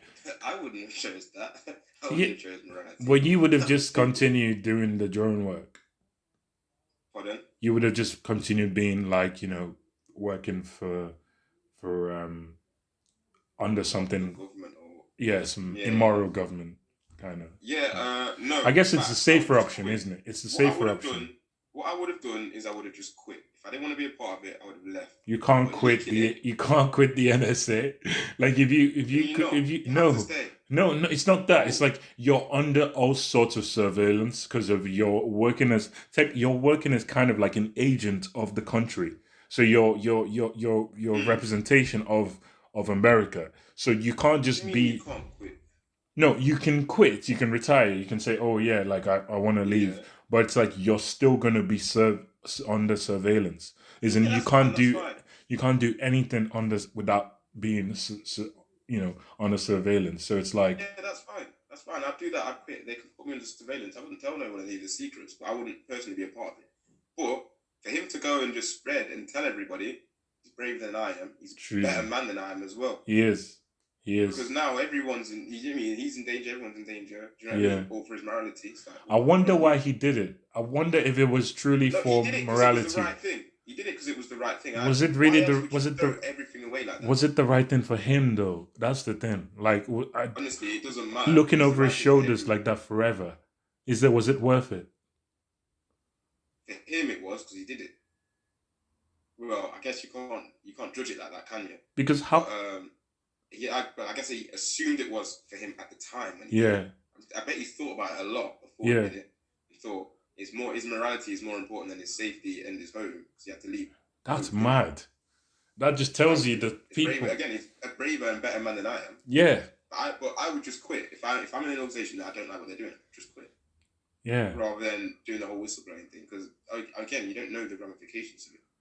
Yeah. Do you? Yeah. And yeah, it's really like... And I feel like just with capitalism, because it's such based on creation of wealth and profit, everything is about profit. So it's like people end up just chasing profit and they just leave morality at the door because they're in such pursuit of profit. So it's like anything profit. Like corporations would do some of the most shadiest stuff, like lie about their emissions records, or like, lie about like, the effectiveness of their drugs and stuff like that, just because of profit. And it's like, it's capitalism, in my opinion. I feel like that's what's driving everyone to be like, leave morality at the door. You're not a big fan of capitalism, then, it sounds like. Oh yeah, I'm not a huge fan. I think it's a system that's been used for centuries, and now we can see huge failings in it. Like, isn't like it's been criticized for decades and centuries as well. Like, many people have criticized it and exposed the flaws, but it's like, because it's based on accumulating power and status and money, the people at the top are never going to let you change that system without force and brutality. Because if you look at every single civilization and group of people that have implemented that system, the only way it's ever changed is through brutality and violence. So because it's the people at the top are never going to let you just change the system. So it's like I have like a wide, a depth of what's it called, YouTube education on all this, and honestly, it's the best thing that you could possibly hope for. Capitalism. I don't know, man. I've explored, I've studied it at so many points, and I've studied it and then just done loads of research on it and just read about it, and I'm seeing real life world examples of the failings that I'm like, surely we should have. Is the what's it called? Is the alternative? That's what I've been trying to rack my brain about. That's the thing. I've recognized the problem. Exactly. No. Yeah, but so you're saying just because okay, let me give you an example. Like, okay, so we have Boris as prime minister. We all know he's doing a shitty job. So because all the other ones are not as in the party are. Wait. Before you carry on, right? He's not doing a shitty job. He's breaking the law. But anyway, sorry, continue. Yeah. So like, he's doing but he's doing a shitty job at the same time, as well as being immoral. Yeah. He's doing a shitty job as well. More of a bigger thing to highlight, the fact that he's literally breaking the law. But he's also doing a shitty job as well. That's what people. Yeah. So it's like, because lack of leadership, all this stuff, like, isn't it all comes into it. So it's like he's doing such a shitty job that the people who are also in his party are probably not gonna be a huge upgrade on it. So it's like, because the role the same or like pretty much similar, he's gonna let the shit continue. It's the same with capitalism. It's like, because the system is shit and we don't really know what a good alternative would be, so let's just continue with this shitty broken system. Like, it's like, let's not try and find a solution. Like, I have some ideas about what we could do, but those solutions also have to be, analyzed. We also have to look at the weaknesses and stuff of that, and then compare it to see which is better. But it's like, there's never been that many working examples of the alternative. It's always been capitalism most of the time throughout civilization. It's always been people buying and selling. The Boris Johnson analogy, right? It's not the same thing, because there is a better solution to having Boris Johnson in power. It's having someone else in power. Be fair, it's when anyone else. Yeah. But at the same time, it's not the capitalism thing. You can't say that. You can't say, there's a better system, capitalism. Let's try communism. Or you can't say there's a better. Not communism, socialism, maybe. Capitalism. We could try. Socialism? Yeah. Right. Because all these things have been tried, and they just haven't worked. They're just. Yeah, but there's not. Look at the sample size. Look at the sample size. One side or the other. Look at the sample size though, and it goes back to the point I was making. Like, the reason why we haven't seen that many samples of it is because in capitalism, the people at the top are so powerful and they control a large facet of society that unless it's gotten through blood, if you look out throughout history and the revolutions that have occurred, it will never change and you will never see that sample. So it's like, how can we ever know? Sorry? The point of capitalism is we elect the people who... Yes. You can also elect people in socialism. No, I'm talking about, what's it called? Through capital we elect them, right? We've elected Elon Musk by buying Teslas. No, well. I guess so. But that's more like, isn't your... So when he goes crazy, it's our fault. We've elected Kanye West by everyone listening to his music. So when he goes crazy again, it's our fault. We've elected... That's what money, right, in a capitalist environment is like a democracy, but we replace votes for pounds or dollars or whatever you use, right? You put your money where you want to see flourish. So, for example, if I want, the the environmental industry to flourish, I'm going to buy a load of eco-friendly stuff, or I might turn into a vegan, Therefore, I've elected the people at the highest power, right? But instead, we've elected these oil people with oil rigs because we're buying petrol cars. We've elected them to do that. Yeah, but right? do you want to finish? I don't think the problem is capitalism. I think capitalism is doing exactly what it should do, but we are the problem. We elect foolishness to run everything. The point yes, I understand your point, and it's but what I'm saying is, it's based on happiness. I'm judging it by like the overall utilitarianism, the overall happiness. What I'm saying is that it seems to me in capitalism, there's only a small minority of people that enjoying it, the fruit and labor of it. And there's a huge majority who so you get the middle class and then the working class and then the lower class. They're the ones that are carrying the load for the people at the top to enjoy those success. So it's like them are depressed, the top are elated and excited and happy. So it's like, if you think about it, 20% of people are, at the top. They're living their life. They're enjoying the fruits of their labor. They're living such independence and freedom because they have such wealth through, exceeding all your imaginations. Then you get the people who are just living an average life, all right, just getting by. And you get the lower class who are just living hand to mouth, just suffering. So it's like, that's what I think about, and I'm thinking like that's a very unequal structure. Like that kind of like isn't that in my head. I'm like it feels kind of unequal. It's like it feels like why is it such a small minority they're enjoying so much? So it's like for me, it's like why not as a way of increasing the mood and the production and the productivity of the people in the middle and the bottom. Why not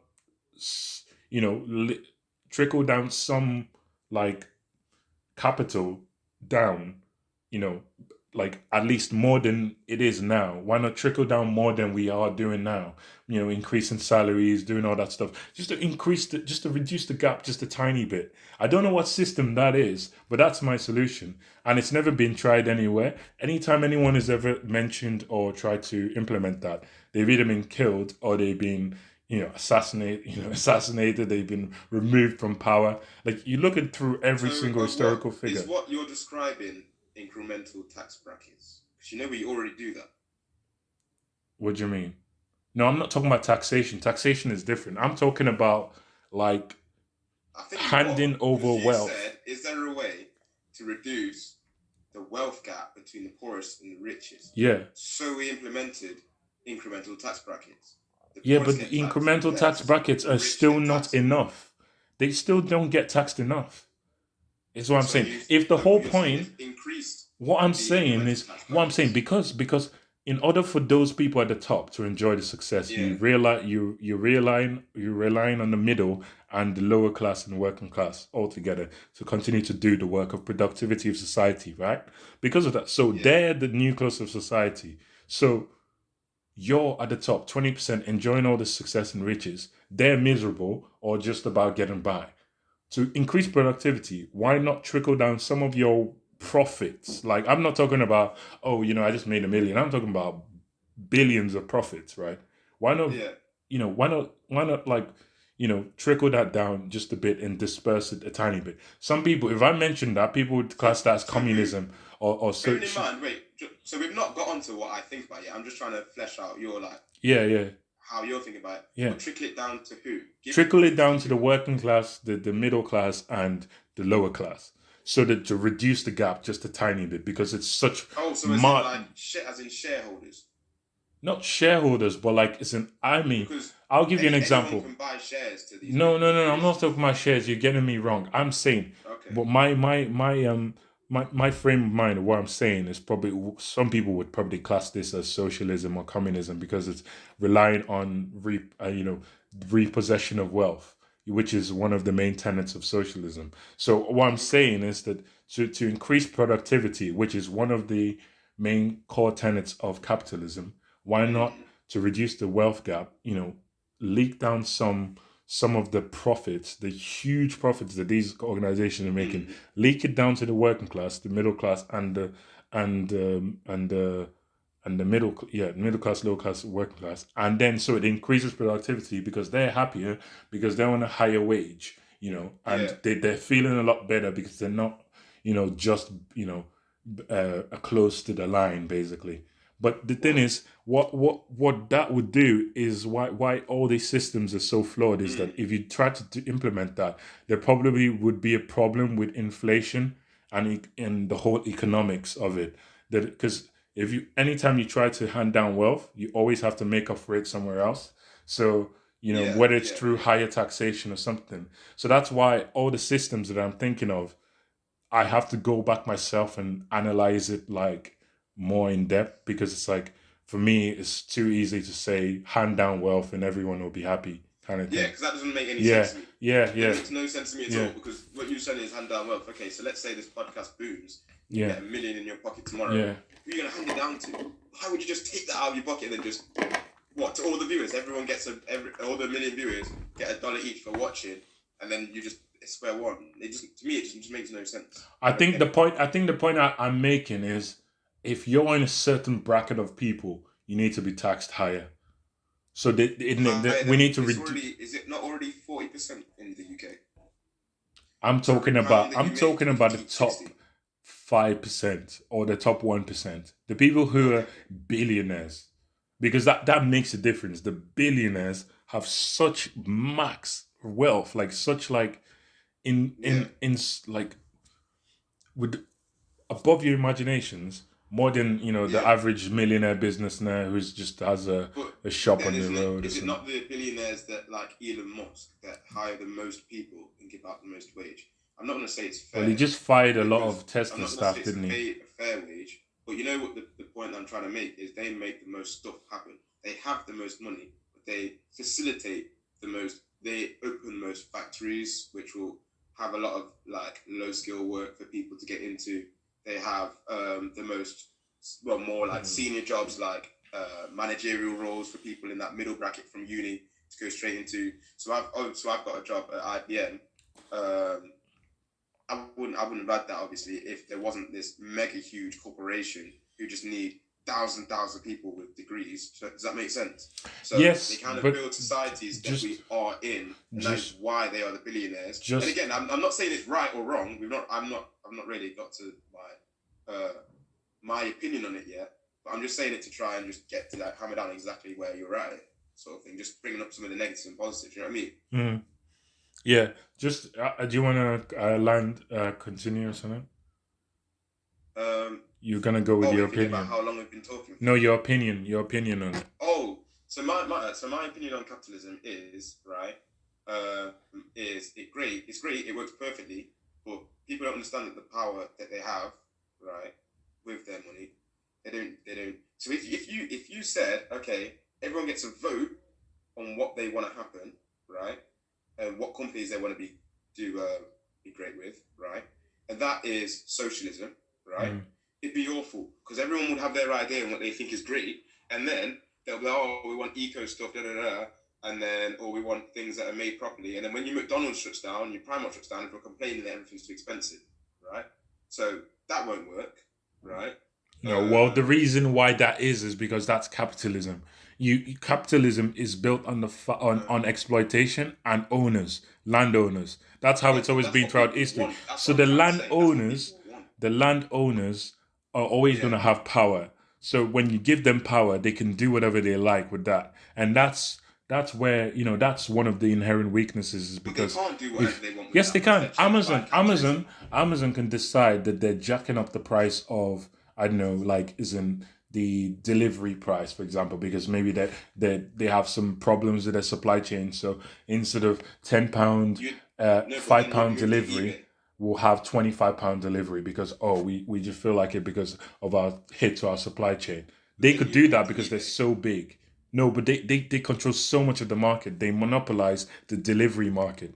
Most people are going to go to Amazon because of their reputation of services. The reason why they monopolize it is because they rip off their employees and what so they can sell things cheaper. Yeah, but they've managed to get a huge majority of society buying into their company. I mean, that's successful marketing, but they do offer the best service. They do, yes. You can't even deny that. They do, yes, that's why. They do. That's why they do, yes, but like it's like they who are their competitors? They pretty much blow every. The thing is, so one thing I learned in business. One thing I learned in business is that in order for these big companies to survive, they pick on competitors. So they'll sign NDAs with organizations, right? They'll say, okay, let's do a deal, 60 million, I'll buy out your company, and what's the word? Lease out our services to you, subcontract our services to you, so you can do it for us, and no one will know. We'll just sign an NDA. So it's like you're thinking, oh, what's Amazon's competitors? They've probably been bought out. So that's what they do. Yeah, like isn't like all these like people with patents and stuff. What these companies do, they have a bunch of lawyers that go and chase around every single business. If you do anything that slightly is similar to their patent, they'll go after you. Lawsuit, blah blah blah. You won't be able to compete. We have all the lawyers and the money. So it's like there's no competitors at that point because you're so big. If you went out and made something now, let's say you've made a new method of transport, which is faster than the car and safer than the car. Yeah. And somebody else just went and made it better than you for half the money. Yeah. You're gonna feel ripped off, aren't you? You're gonna patent. Yeah. That's true, but I don't even want to get into patenting because that's an entirely different topic. But what? No, because the thing is, I reckon you're glossing over topics. So, for example, the patenting is very interesting because, as I've said, of course, you're still patenting, but then they go too far. Another thing, for example, should you be able to patent medicine? Do you know what I mean? No. Exactly, you shouldn't, but you can. Yeah. Right. So, like. Right, so I mean, let me just, I'll weigh in exactly, because I'll talk my way through weighing exactly where I come into it, right? So, I was just running through the other things, right? So, let's say everyone kind of vote for what company they wanted to be the best, right? Yeah. Or wanted to have the monopoly or not have the monopoly, whatever. Mm-hmm. That'd be socialism. As I said, it just won't work, because no one knows what they actually want, right? Yeah. Everyone will say, oh, we want this. This is the most ethical company, da-da-da-da. Mm. Everything will cost £10 more, and everyone will be screaming and writing, right? And then, or like, no one will ever just out and out say, yeah, I want the person in India to get exploited, right? Mm. And then, but what they want is the top fry or the bread to cost like whatever it costs, like £1, or do you know what I mean? Yeah. Or your burger at McDonald's to still cost $2.50. Do you know what I mean? Yeah. But it doesn't cost $2.50 anymore, does it? No, inflation, bro. It's about £5 this point. Yeah. It's expensive. £5 to rip off. Yeah. Anyway, you get what I mean, right? So unless you get the saver menu. Let's get what did you say? Saver menu is still the same. Trust me. 99p cheeseburger. 99p. So right, so you got that, yeah. That's socialism. That I don't think that will work. Do you think that will work?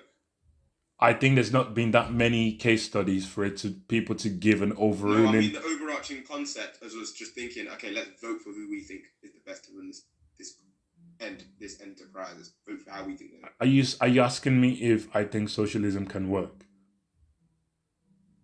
That's a whole let's skip over that. No. I'm saying no. Is that what you were asking? Were you asking? No, I need to, because this whole time you still don't know what I think about capitalism or not capitalism. No, I think I have an idea. Right. So anyway, so the other side that is communism, and that is just we elect the officials and the officials decide it all. And I know you don't agree with that, by the way. You talk about this government as it is, and this one's one that's elected in.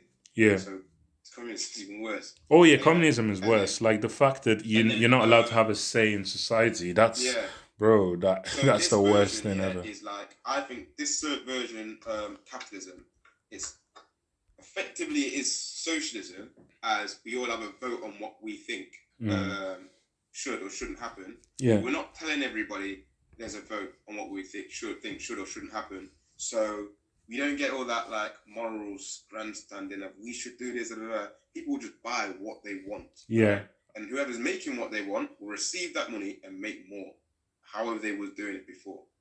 Does that make sense? Yeah. So now we're gonna have to worry about people pretending that do you know what I mean? This is the best way to do that. They'll just do it. Right? And systems will mold around how people want to live their life, how people are spending their money to live their life. Then the system will mold around that, and that's what we've got. That's what capitalism is, right? But what we're now being mad at is, we're taking advantage of all these people in all these different areas, and the meat industry is going too crazy, right?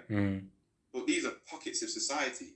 The majority of society does not care about that, and if it did, these industries would then just start falling down, start falling away. And once we start to see profits falling away, investors aren't going to put their investments into that way. They'll divert their investments somewhere else, right? And then once these, then they'll say, this like vegan burger shop, their profits are coming up because people are paying it. Then the investors will look at that, and then they'll put their money back and say, because if that's going up, I'm making a profit on this investment. They'll put their money in there. Boom. Now that there, since all the investors switch, is now your industrial giant. That's how the capitalism works, or is meant to work. Obviously, in reality, maybe there's other factors that do or don't happen. I get your point. As a system, that is how it works. And as a system, I can't say there's anything wrong with that conceptually. Okay. Once in the real world, there are factors that do and don't. You know what I mean? As you said, businesses doing dodgy things to stop the free flow of money. That is also a thing. That's more technical, isn't it? Yeah. I think talking about what I think about capitalism overall. It's good. Okay, I think I get the point you're making. You're basically saying that if we remove the incentive of profit maximization, which is the end goal, right? If we remove that, then there's no it removes the incentive for people to chase that, and at the same time increase society by trying to do better services for people and also employing jobs and all that stuff, because it's or they'll move their business elsewhere because they want to avoid those hard regulations on them. They want to go somewhere where it's slightly more lenient so that they can chase the profit, which is the end goal or the incentive. They want that. So if you're going to rain down on that too much, they're going to move elsewhere. Is that slightly kind of what you're saying? No, it's not. Okay. Because if you limit profit maximization, right, it's still capitalism. You just have a different maximum. You're still aiming for the maximum. It should be slightly lower. Yeah, and that's the point I'm making. Wait. Then we both agree then. Because what I'm saying is that to reduce the level of profit maximization just a tiny bit, and then have you heard of something called universal basic income? Yeah. Okay, right. So it's the fact that the idea that everyone given £1,000 a month for something on top of their salary, they can afford to do things like have more disposable income, which increases productivity and makes a better capitalist system. So that's kind of the idea I'm going for. It's like it's not quite nuts capitalism. It's a hybrid of socialist ideas and capitalism. I don't know if that's ever worked anywhere. I don't know of any case studies, but that's what I'm kind of going for. Still keep the elements of democracy and all that shit, like in the ideals. But at the same time, when it comes to economic, it's like, you kind of like a universal basic income. If you gave everyone a universal basic income, I'm not against it. It's been tried and tested, by the way, in Alaska, and it was very successful. So if you was to do that, would that not result in everything costing a bit more? Because everyone's got more money to give. That's money true. is a thing of ratio. Yeah. Right? So if everyone went up by the same amount, doesn't that mean everyone has the same amount? I mean, this is just me asking the question. I'm ignorant. I haven't studied it enough to understand. I would need to go away and research that. Actually, that is very an interesting question. So if everyone is getting universal basic income, then surely inflation would make up for that, because if everyone's getting basically it's a salary increase or like a monthly salary on top of their salary. Yeah. So it's like if everyone's getting the same and they're having more money in their banking system and they want to spend it, I guess inflation would also have to make up for that, I guess. Also, if you give everyone their £1,000, right, it's not going to matter to someone who's rich, because £1,000 to someone but it's not for the rich people. £1,000 to someone who's on 90k a year, it's won't matter. It's not for the rich people though.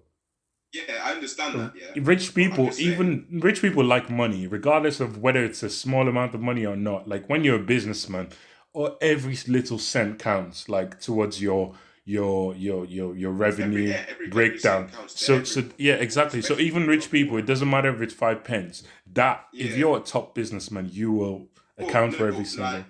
If you follow the chain, right? What I'm trying to say is, if you give £1,000 to someone who's on the wealthier end, 90k or whatever, right? It doesn't really matter too much. They're not going to change what they're going to do. Yeah, they'll just save it, right? They'll just go in with the rest of the money that they're building up to buy a new property or something like that, right? Yeah, they hold on to that. Mm-hmm. If you give £1,000 to all of the people on the bottom end of the scale, unemployed or people who don't have much at all, that is just going to get spent in essentially given to the people who have loads of money, who are producing things, or do you know what I'm trying to say? They'll buy themselves. If you gave me £1,000 right now, I'd buy a new TV. Yeah. Do you know what I'm saying? Yeah. In fact, no. But for me, at this stage that I'm at now, I'd save it. Yeah. But if, let's say, I was in a place where I had rent and my job was equal-ish to rent, right? And I'm just do you know what I mean? Just pivoting on that. Do you know what I mean? Hand to mouth. Money comes in, money comes out. Yeah. You get £1,000, right? You live in salary to salary. I'm gonna fix that hole in the wall. Do you know what I mean? Yeah. I'm gonna fix that hole in the wall. Or my TV is broken. The last 2 months. You're gonna do the priority rather than the luxurious option. Or I've been wanting the PS4 or PS5 for months now, but I couldn't get it. But now I've got £1,000 to buy the PlayStation 5. Yeah. That money then just goes back to the economy, where you didn't want it in the first. You're breaking up a bit. Well, to the people who produce things, right? Yeah. What you said is the problem is you have too much money, right? Oh, sorry. I'm a bit better now. Yeah. Basic income. Yeah. If you've got money, you hold it. If you don't, you spend it, and it goes to somebody who will hold it. Yeah. So you're not making the rich richer. That's a good point. But what I'm saying is, the thing is every option. I know. Let me get back. Let me reply to that. The thing is, right, what we've got to accept about all these systems and all these ideas is that they're always going to have flaws. There's no perfect system. You just have to pick the one that has the least faults, right? So the option in order to increase the amount of value of happiness in overall society, you give everybody £1,000 a month, increases the level of happiness in people's accounts. You know, they know, I don't have to struggle and live check to check. You know, I've got this much coming in my account at the end of the month. So, you know, it doesn't matter, I'll get it by this time, so I can plan and maybe borrow some money knowing that this is coming in. So then what it does is it reduces the margin of happiness that's from the top to the bottom just a slightly bit. Do you think richer people are happier than poorer people? Of course. Anyone who tells you that is a lying. Anyone who says that money is not buy happiness, that they're capping. They're literally lying. They're lying to you, literally. Because it's how can you if I'm depressed, for example, I can afford to I can afford to hire a therapist for £350 an hour. he's going to help me with my mental health. Sorted. If I have a broken ankle, I can go get the surgery done. 6 months, I'm playing football, running around. When I'm poor, I'm depressed and injured, don't have the money to afford all these things. Of course, my level of depression is even worse because I don't have the means and the resources to resolve my problems. My follow-up question is if you do you think if you elevate everybody by a certain amount, right, then the people who are still at the bottom are going to be any happier? They're still at the bottom, but let's say, I don't know, instead of buying Asda beans, they can afford Heinz now.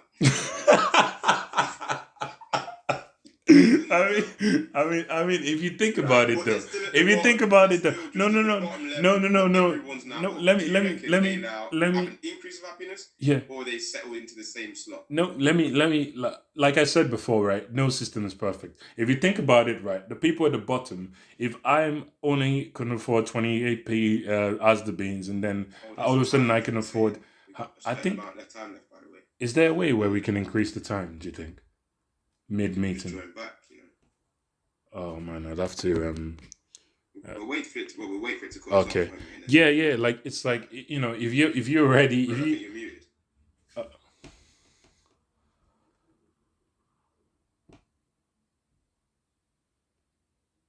Can you hear me now? Yeah, I can hear you. Okay. If you'd already like your 28p beans, like you're having that every day, and you're like dreaming about having Heinz beans, like. The difference, being able to afford £1 now to buy the Heinz beans, everything is relative. If you're in that position and you're thinking what defines your happiness is going to be relative. It's going to be different to whatever level you're at. So it's like if you're right on the ground. Then that's happiness. You're making a more productive society because it's like the people at the bottom are having a slight surge of happiness rather than the previous life, which was just no happiness, just fucking living on the edge and just like there's nothing to look forward to. At least there's a tiny nugget of enjoyment and right. So what I think about it is I agree. Yeah. So firstly, I agree with you saying money does buy happiness. 100%. If you give me £10 right now, I promise you I'll be happy enough. Yeah. Right. So I agree with that.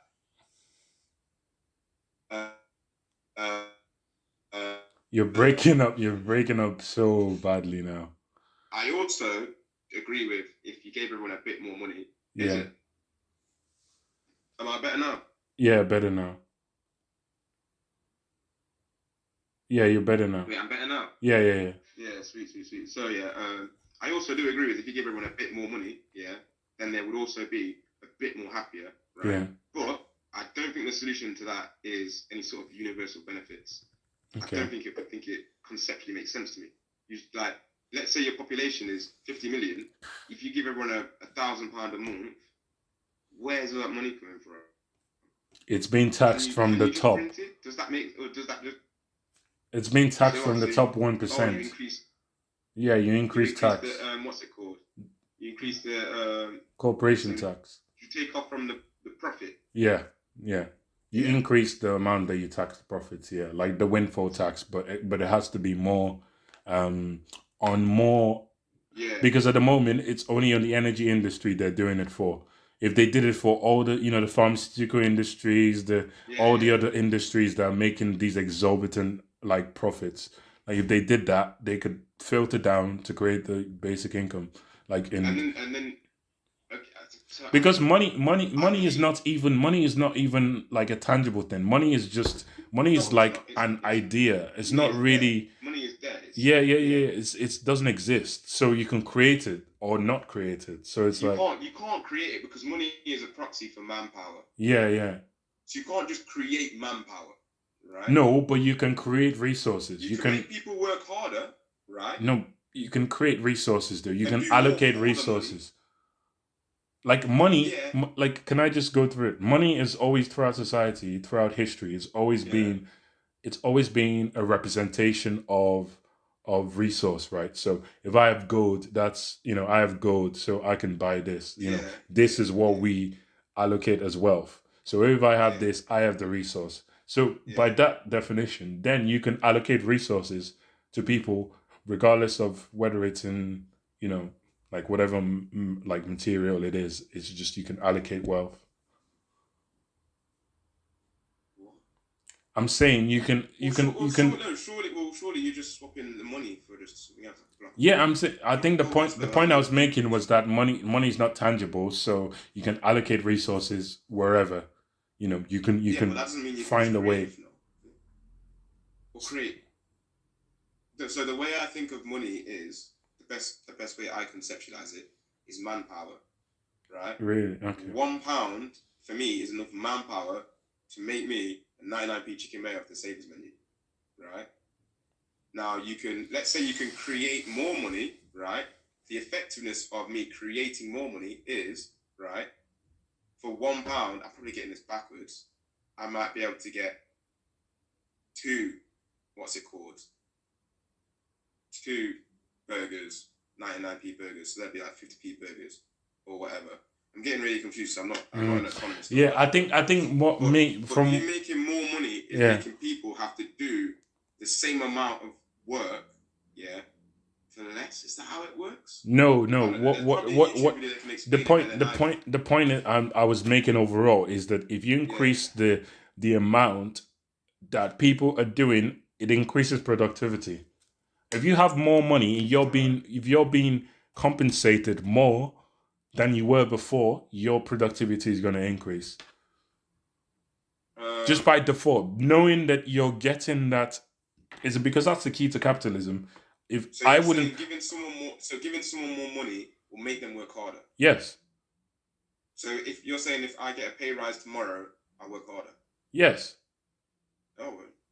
If you know that, like, if you don't keep working hard, that you won't get that money anymore, i.e., get fired or whatever. Like, that your productivity is central to your compensation. So you know that if I'm putting in shit levels, I may get sacked in 6 months. So I may not have this wage I'm on now. So that's what motivates me to keep going. Like performance-based pay. Exactly. Yeah. So that's what I'm saying. In order to increase productivity or keep it to the level it's at, because not everyone's on performance-based pay. No, but that's why the universal basic income comes in. That's what I'm saying. Like, you give everybody so you give everybody, the lower class, the middle class, and the working class, you give them universal basic income, £1,000 a month on top of their salary, regardless of what levels it's at, whether it's 20,000 a year or whatever, 16,000. You give them that. That by default is increasing their happiness and will also increase their productivity because they realize that they're getting given it by the government as a way to help them with their happiness. So because they're more happier, they're probably going to do a better job. Whereas if you have an unhappy employee who is not happy with his life and his social arrangements or whatever, because he has little resources to keep himself going. So his performances are then dipping. So if you then give him that money, he's happier because he has more resources. So he's gonna keep his level the same or higher. That's the point I'm making. So the point you're trying to make is, if you give everyone money, then everyone will be happier. Yeah. If everyone's happier, then they will work harder. Yeah. If they work harder, they'll be more productive. Exactly. Everyone makes more money. Yeah. Because productivity is central to capitalism. Without productivity, there's no capitalism, there's no profit maximization. If you're running a factory and all 50 workers are doing a shit job, you're not producing enough material to keep the business running and to continue making profit. If you're doing that, whereas the solution I'm putting is to increase the happiness of those people who are working for you. But you get where there's a lot of, like, what's it called? All the factors in that, right? So, for example, you'd have to assume a lot. So number one, you'd have to assume that a happier person works harder. You'd also have to assume that then what did you say about if you get more money then you work harder? You also have to assume that they're not also already working as hard as they can. No, but I'm going off human nature. Like human nature, Right. if you're being rewarded for something, like you're being like when you're a kid, if you did something good or bad, and you got rewarded for it, you did so you maybe you got an A on your essay or whatever, or your results. Nothing. It's not a reward for anything they've done. No, it's a reward for keeping up your productivity. So it's a reward. It's a reward to increase your happiness, which by default increases your productivity. Because if you're a happier individual, you're going to continue to maintain the level of performance at work for your employer. So do people who aren't working get the £1,000 as well? Or people who aren't working, that's a good question. I guess you could say it's part of an incentive, because the thing is, I feel like there's always going to be people that can't find jobs through some circumstances. I don't know whether that's just capitalism. Yes, I guess as a way, but it has to be a way for you to encourage them to do work. So it has to be like, oh, if you're working, then you qualify. So if you can find a job, you qualify for that scheme. We already have that, don't we? We have job seekers allowance. Yes, but like, I'm talking about universal basic income on top of that for people who are working. Right. Wait. So let me just go with that. So the lower people can get benefits. I've listened. People who aren't working, right? And this is what I've got out of this, right? So people should have be given money. Yeah. Right. But we don't give people money. We don't take it away from them if they're poorer, which essentially is giving them, by like a ratio of how much money, essentially is giving them more money. We tax people who are rich 40%, and we tax people who are poorer 20%, right? Yeah. Essentially, we're giving them 20% more because we're taking it away from them. Because obviously everything is just in comparison, really. Yeah. Everything is all to do with comparison. Yeah. Right. So to me, that then tackles what you're talking about as poor people that need more money. What I think is a better solution, rather than giving everybody a certain amount, is change those tax brackets, taxing poor people a little bit less, right? Maybe, and taxing rich people, I want to say a little bit more, but 40% is a stupid amount anyway. For every pound you make, you have to keep 60 pence. Any more than that, you know what I mean? I'd be like, what the hell? Yeah, but then that's why you have to make it relative. You have to make it on the billionaires who's top 1%. People like 1 or 2% more. Yeah, that's exactly the point. That's the point I'm making. Thank you. You hit the nail on the head. It's literally tax them a 2% increase, and that 2% increase from the billionaires trickles down universal basic income. I wouldn't even say that. And then forget the use of. I do think universal income is a good idea. I don't think that prescribes to what you're saying is the problem. I'm not saying it's a problem. I'm just saying it's going to improve capitalism. Because if you think about one of the major tenets and failures of capitalism is the fact that there's only a small minority of people that are happy. Let me just get through trying to summarize, because I need to summarize it because you need to tell me if I actually understand what you're saying. Or not, right? So you're saying this universal benefit thing will help like the poorer people because it'll make them happy or whatever. But you're talking about poorer people, right? You'd want something more targeted. Not a universal thing is not a great solution to that, because you're talking about specifically poor people. You want something targeted like a staged tax system, which we already have, right? Someone's already thought about it. Great. Yeah. But you're saying there's still a problem. So what you want, your prescription for that, is the poorer people being taxed a bit less, and rich people being taxed a tiny bit more. I don't think what you want to solve, the solution to that, is universal universal income for everyone. However, the reason why I think universal income is a good idea is because there's a load of shithole places in this country where no one has nothing. There's no shops opening up. No one's doing anything. If you give all of them £1,000, right, they're going to go outside and they're going to spend that. And what they will do is that will reignite the cash flow in these shithole areas, right? So now, let's say you're a TV shop. You're in an area where no one affords a TV, right? And then everyone in the area gets £1,000, right? And now everyone's buying new TVs. It's got a huge lump of cash to sit on, right? What are you going to do? I might open another shop and employ 2 other people to man that shop. And then 2 of those people who just spent their £1,000 see a job title open up, boom, they get that in there. They work at the TV shop, right? And then they'll get a wage from that. And then the £1,000 that comes in again, let's say next year or month or 6 months or however they do it, then people will go to that TV shop that's just opened up new and buy that. That keeps their job because they're actually doing something and selling stuff to everybody. Yeah. Then when he goes back, that business dude, at the start, and he might open up a third shop. Yeah. To me, that just increases rich people making it even richer. Yeah. But it puts money into areas that need it the most. Exactly. Right? And areas that also have money, sorry. Exactly. Won't be affected too much. But that's what universal. Yeah. I think that's the what it's for. Yeah. We both agree. I agree with that. You've basically just hit the nail on the head of what I've been trying to explain. It's just increasing that happiness just by that, even if it's just that much. Yeah, happiness. What the hell is happiness? Bring me happiness. No, I mean, but money. We both agreed money equals happiness, right? Isn't it? The more money you have, the more happy you have. The more you can answer your problems. The more you can deal with your problems. Yes, that's the way this society has been built. Silly metric. Oh my God. Yeah, but like, this is semantics again. Because if you think about it, right, we're both agreeing that everything is based on capital, right? And resources. That's capitalism. So, and we both agree that the more resources you have, the more... I'm saying like, I would use the word a better local economy, but you use the word happiness. Yeah. Mine just is more targeted. That's what Yeah. But it's still, at the core of it, it's still the same idea. At the core of it, yeah. So like that's a very interesting topic. Universal basic income. By the way, you mentioned something I noticed. You talked about the duration it would be paid in, right?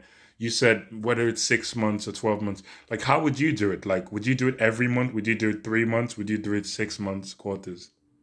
I have no information on that at all. I just pick a number. Let's just say 6 months. Yeah, because I feel like I've lost years. I don't know. I feel like if you did it every month, there would be some kind of economic problem that might cause.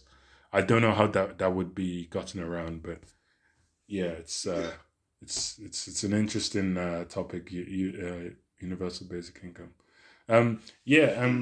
Just to round off, I just want to talk about like fitness and stuff, like. I know what about this. Yeah. So I've been going through like my own fitness journey. Look at me, I'm gonna post on it now. I'm not posting on Instagram, fuck that. But I respect people who do it. I'm not clowning on them. It's just I was just making a joke.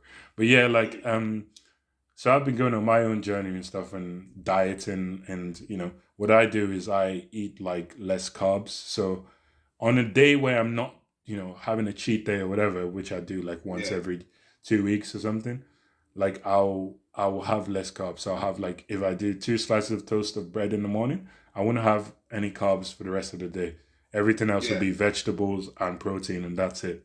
And because of that, I've lost weight. Like there was quite a point where I started like binge eating a couple of weeks ago. I started gaining real weight, and I was like, shit. Are you quite reactive then to like how much you eat? Does your body react quick? It really reacts so quick. Like honestly, I could eat 2 donuts. I've got spots on my head. I could honestly, it's that mad. I could like eat like a weekend of binging. I've gained weight in my stomach already that I worked hard all week to get off. Yeah. It's mad how people's weight, metabolism works, and the way they gain weight is so different. And even when you lose weight, the places you lose weight in is so random. It could be in your face, it could be in your back, it could be in your arms. It's just mad. Like, but the problem I was facing is because I stopped going to the gym. So I just started dieting, right? Cutting carbs and all that. I've been losing a bit of weight. I haven't weighed myself, but I know I'm losing weight in just my appearance and, my stomach and stuff flattening. And I've just been like, the one thing I've struggled with is by just dieting, you lose all the muscle that you gain in the gym, because it's like you're not working out your muscles, you're just dieting. So you lose, when you you lose fat in your arms, you just look like very lean, like a no muscle. So it's like you need to do some exercise at the same time. So I've been trying to do some like, push-ups at home and like, Do you know there's some good apps for that, Yeah, they tell you what exercises. And it's like, like a daily little routine that you can on the app. I'm gonna quite good to keep you on track. Yeah, I think I'll do that because like I've been trying to write down my own exercises, but I always lose the sheet of papers. I'll send the one that I use. Yeah. In like 3 weeks. Okay. What do you do then? What do you do for fitness? I stopped going to the gym like 2020, so what, 2 years ago. But you run though, don't you? I can't say I run. I run sometimes. I'm not. You know what I mean? I'm not a runner. But like you go for runs. Every so often I'll go for runs to see if I'm still there. Which I always am, by the way. Anyway, but I've stopped going to gym like ages ago because I feel probably sounds like I'm gassing myself up a bit too much, but I reached a point where I wasn't going to make any progress unless I took it seriously. More seriously than I was. Like I was, like let's say just over 60 kilograms, and I could bench 90, which is like. So, do you mind me asking how much you weigh? I weigh, like, last time I checked, I probably weighed about 103 kilograms. But now that I've lost weight, it's probably 99 or something like that. Yeah, let's say 100. Obviously, it doesn't scale up like this. So it's not accurate at all. But just as like something to put that in mind, that would be like 1.5 times body weight. I'm not the greatest at maths. Would be 150 for you. So it's like it doesn't scale up that way. But do you know what I mean? I'd like. For someone of your size, 6'3". So it's quite, to me, it's quite. For all the ladies out there, what? And I was just like, I'd stop going to the gym for ages, and I'd come back and I'd just be able to do like a similar thing, and then because again I reached what's it called? Do you call it a plateau? Yeah, plateau. That's it. And I know exactly why I reached a plateau. It's because I don't eat like I'm trying to make any more. That's the thing. You can't just go to the gym and then just smash through these plateaus. But because you've got a certain amount that you can gain in the gym, and once you've finished that, then it's all about diet, and then that unlocks a whole nother level. Yeah, right? Dieting is 70%. I was never willing to do that. Dieting is 70% of the actual composition of your success. And the thing is, right, what you were mentioning about, if you don't eat enough, then you won't be able to build up the muscle to go past the plateau, right? And the thing is, one, buying all that food costs money, and two, like when you do eat, you're not a nutritionist, so if you eat the wrong shit, you may just gain weight. Like, isn't as much as you literally, you're eating like more than your maintenance. So then by default, because you're eating more than you require, and maybe you're getting bigger, but then you gain more weight. It's like, but if you're not a nutritionist or like a gym trainer, then you really know what to cut out of your diet to reduce the fat. So it's like it's a risk, like like actually doing that by yourself without a nutritionist or like a personal trainer, But to add to that, I've not been to the gym in 2 years. But I do push-ups every so often. I bought myself a bench. And like some like plastic dumbbells, which go up to 20 on each side, which is, to be fair, is a decent amount anyway. 20 kg like each dumbbell.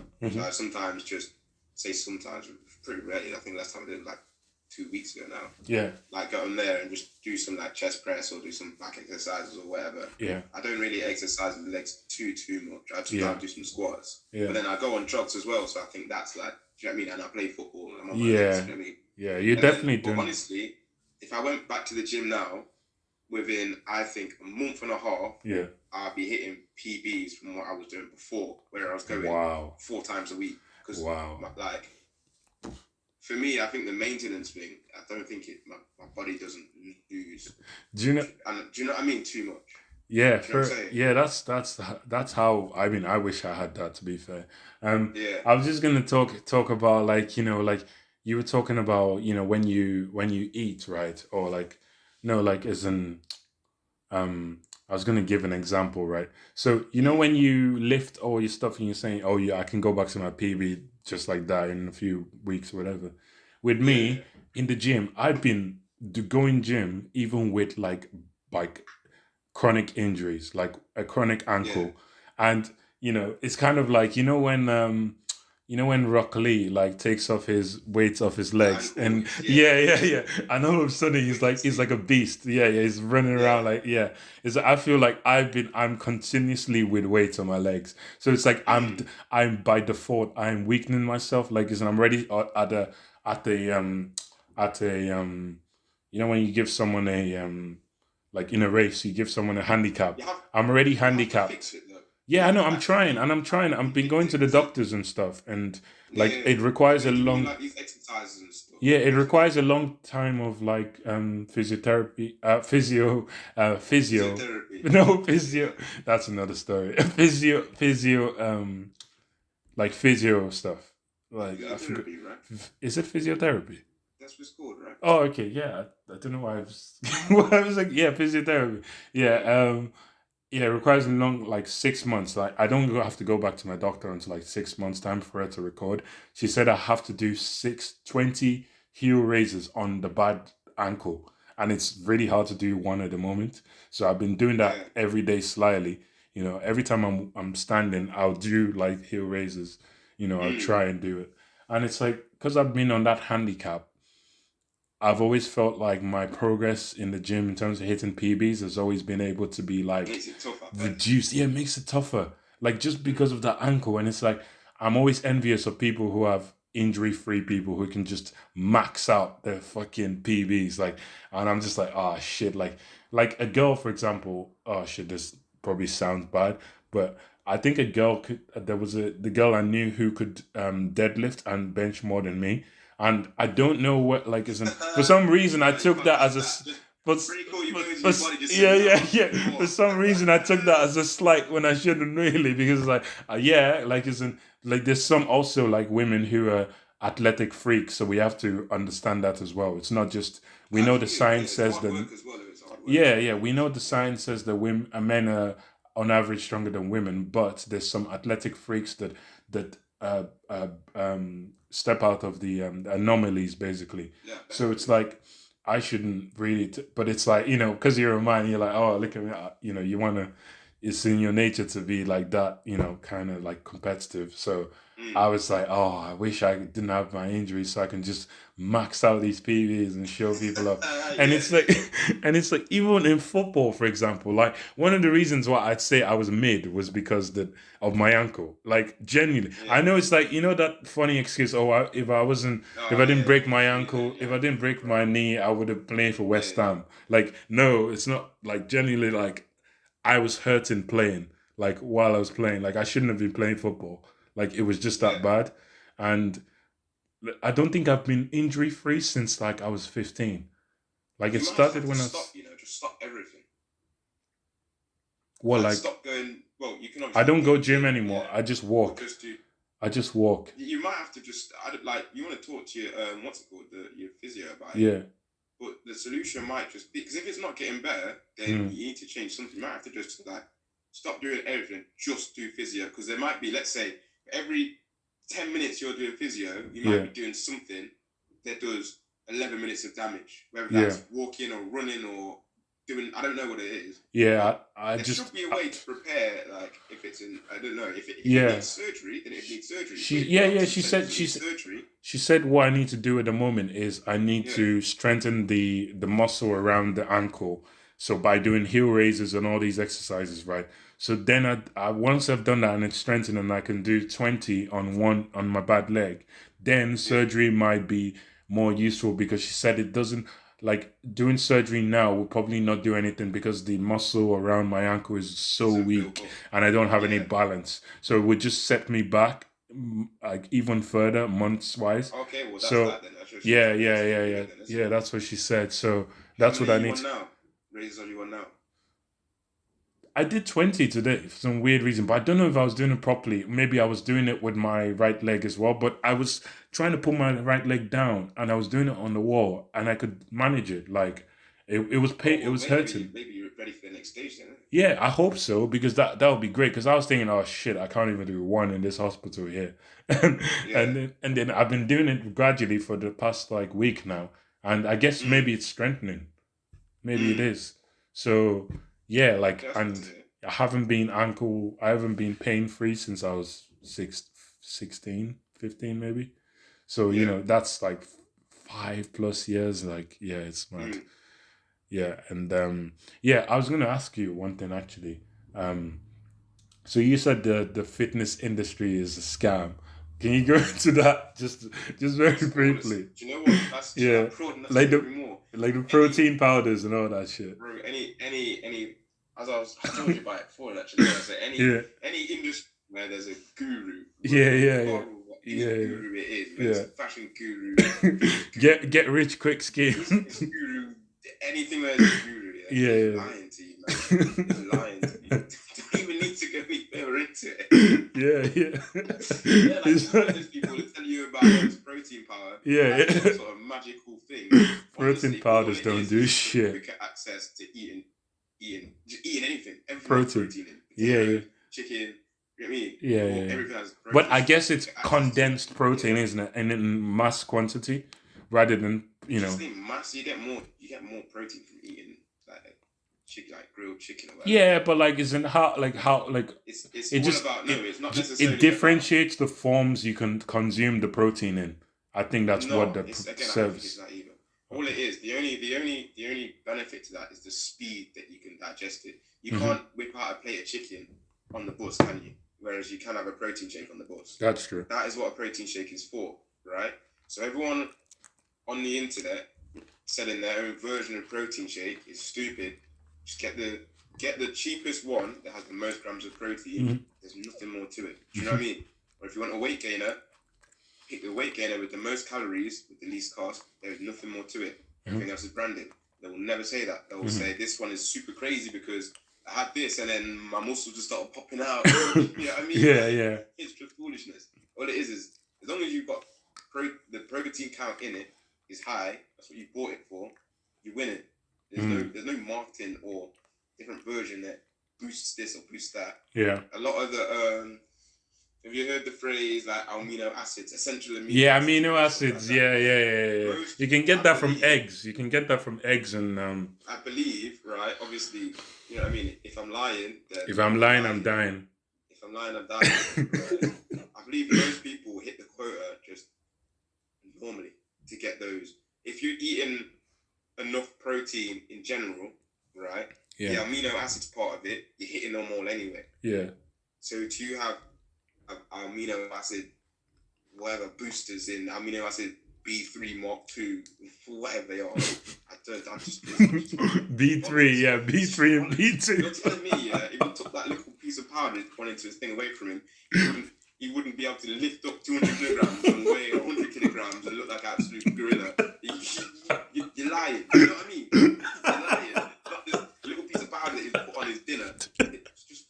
I mean, it's not crack. It's not cocaine. Like it's stupid.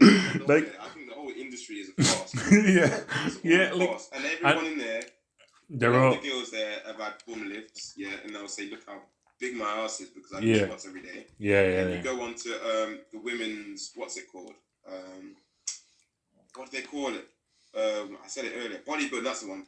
Women's World Bodybuilding Championship. And they'll have no ass at all. I promise you. Because it's all fat. To get a bigger ass, eat more. Yeah. Because obviously the muscle adds to it and it adds shape and definition. Yeah. You don't get big. You don't get big bum. Like literally, it's your genetics.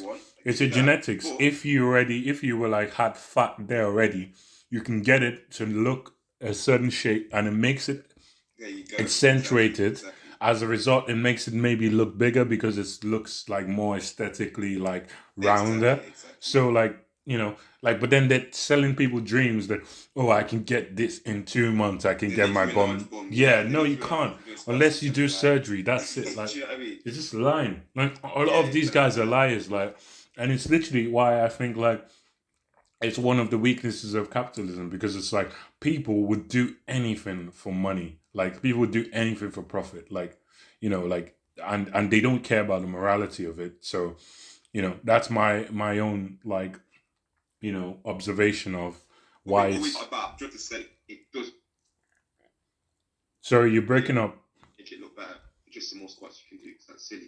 Yeah. Or am I cutting out? Yeah, you cut out just a bit. Let me just say what I was going to say. I was saying if there's a girl listening to it. Yeah, I'm saying if there's a girl listening to it, right? It does make you look better. It does make your ass look better. It makes your legs look better. It makes you look better. Yeah. What we're saying is if you're looking at like the Instagram model ass or the anything, it's just you could do a billion squats a day. It would never happen. Never. Never. The sheer size thing is just, it's either fat or surgery. Yeah. But good shape, that's what you go there for. But that's not how they advertise it, do they? Do you know what's mad, right? Do you know where they do the squat jump and the back's jiggling. Yeah. It's so fake. It's so fake. Right? And do you know what's mad? Do you know what's mad about capitalism? I've noticed as well. Yeah. If something is banging and it's really successful, there's always going to be an alternative derived from it. So you know how you've got BBL for women, right? They're doing BBL for men now. They're doing liposuction, like people like Drake and stuff, taking out fat from their stomach. And then no, they're not doing anything with the fat. They just take it out to make them have six pack. So if you take out the fat, BBL meant to be one of the most dangerous surgeries that you can have. Yeah, I think it's because you insert you're inserting fat in places maybe it's not as meant to be in, like as much quantity. So you're disproportionating, like, whatever. I have no idea. Yeah, I don't know the science behind it either, but I know it's dangerous. But I'm saying it's like rappers are doing BBLs in their stomach now. It wouldn't be called a BBL. It would be called a HBL, they call it now. It's called BBL, such a Brazilian body. I know, but it's like, that's just the term. Anyway, you're confusing me. No, it's the type of surgery. BBL is the type of surgery. It's not. Yeah. I think it's superseded the actual term. Like BBL now refers to like surgery on which removes fat and inserts it in certain places. So it comes under the bracket of BBL because it's like you're taking out fat. No, Brazilian butt lift is a process as well as a description of a surgery. So doing the process. You know more about this than I do, clearly, because No. What I'm saying is, so the BBL is a process, right? So it's like your fat, you're removing fat. What does it stand for? It starts with Brazilian butt lift. So that's what it is, right? So how are you going to get a Brazilian butt lift from your stomach? No, but you're taking out fat. It's the same process. You're taking out fat in one place and you're placing it somewhere else. Whereas in this case, you're taking out the fat and you're throwing it in the bin. Whereas in original BBL, you take out the fat and you put it in somewhere else in your body. You know what I mean? So yeah. So I think it's all a sham. Yeah. It just made me laugh when I saw that video on Insta, and I saw the rapper. He had the drawing of the the six pack, and then just, oh my god, I was like, Jesus, people just. Like, this is what money breeds. Like, it's just some craziness. Like, you don't even. I think I would go even as far to say, for the body that most people want to attain, you don't even have to go to the gym. But I don't know. That's probably me going a bit too far. Yeah. Do you know what's mad, right? As long as you exercise the muscle, whichever way that is, it will then get bigger. I don't think there's a necessity to anything. No, if anyone says you have to do this to achieve your body goal. Depending on what the body goal is, if it's extraordinary, like you're trying to compete or something like that, there's something you have to do. Yeah. But if it's just like a normal thing, like, I just want to lose a few pounds, or do you know what I mean? I just want my arms a bit more defined. Yeah. You can do. Do you know what I mean? There's things that if you just do press ups an amount of press ups a day, so I used to just do press ups every day in the morning, and just try and add to it. You know what I mean? And then I look pretty good in that point of time. I started doing it again. I started adding to it. Right now, I'm at like a maximum of between 50 and 60 I can do in one go. In one go? Yeah. Wow, that's pretty impressive. Mike Tyson apparently used to do 1,000 a day. Yeah, don't believe Mike Tyson. Yeah, you listen to his... He's the strongest man in the world. He was, because he's knocking out everybody. He's just banging everyone out, so you know what? Oh man, that reminds me of a YouTube video. 1,000 press-ups a day, joints in your elbows will be knackered after 2 weeks. There's a YouTube documentary. And it's Mike Tyson, his body's not normal, is it? Yeah, there's a YouTube documentary which I think you'll like. I'll link you with it. Like, it's basically it's basically this. He's basically this guy, this hood guy, right? And he was a boxer as well. He was in the streets and he used to deal and stuff. And he was kind of like one of those you're talking about drug. The guy who Mike Tyson went out the shop and bought. Yeah, the drug kingpin. Yeah. Like he was like a hard guy in the hood. Like he was beating people up. He went into boxing, had a decent record. faced Mike Tyson, got demolished, and then when it hurt his pride because he was a street guy, like a pretty high level, and he challenged Mike Tyson outside of the shop, and he banged him in the jaw and just destroyed his face. And he went in the media and was complaining about it. Yeah. He was like, oh, I got a sucker punch, man. And I'm like, and it's like, no, bro, you just. He walked into his shop and challenged him to a duel, and then you got smacked in the face. And now you're saying it's a sucker punch. Like, stop the cap. But I don't. For most people, I don't think for most people's body goals, I think it's just all marketing, man. That you got to do that, and you got to have 2 PTs, and 2 dietitians, and you just want to lose a couple pounds. Make sure you go outside. Yeah, exactly. And a lot of people need to realize that. Also, as well, like calling someone fat is not an insult. I'm sorry. Like it's not. It's like the term fat, right? Isn't.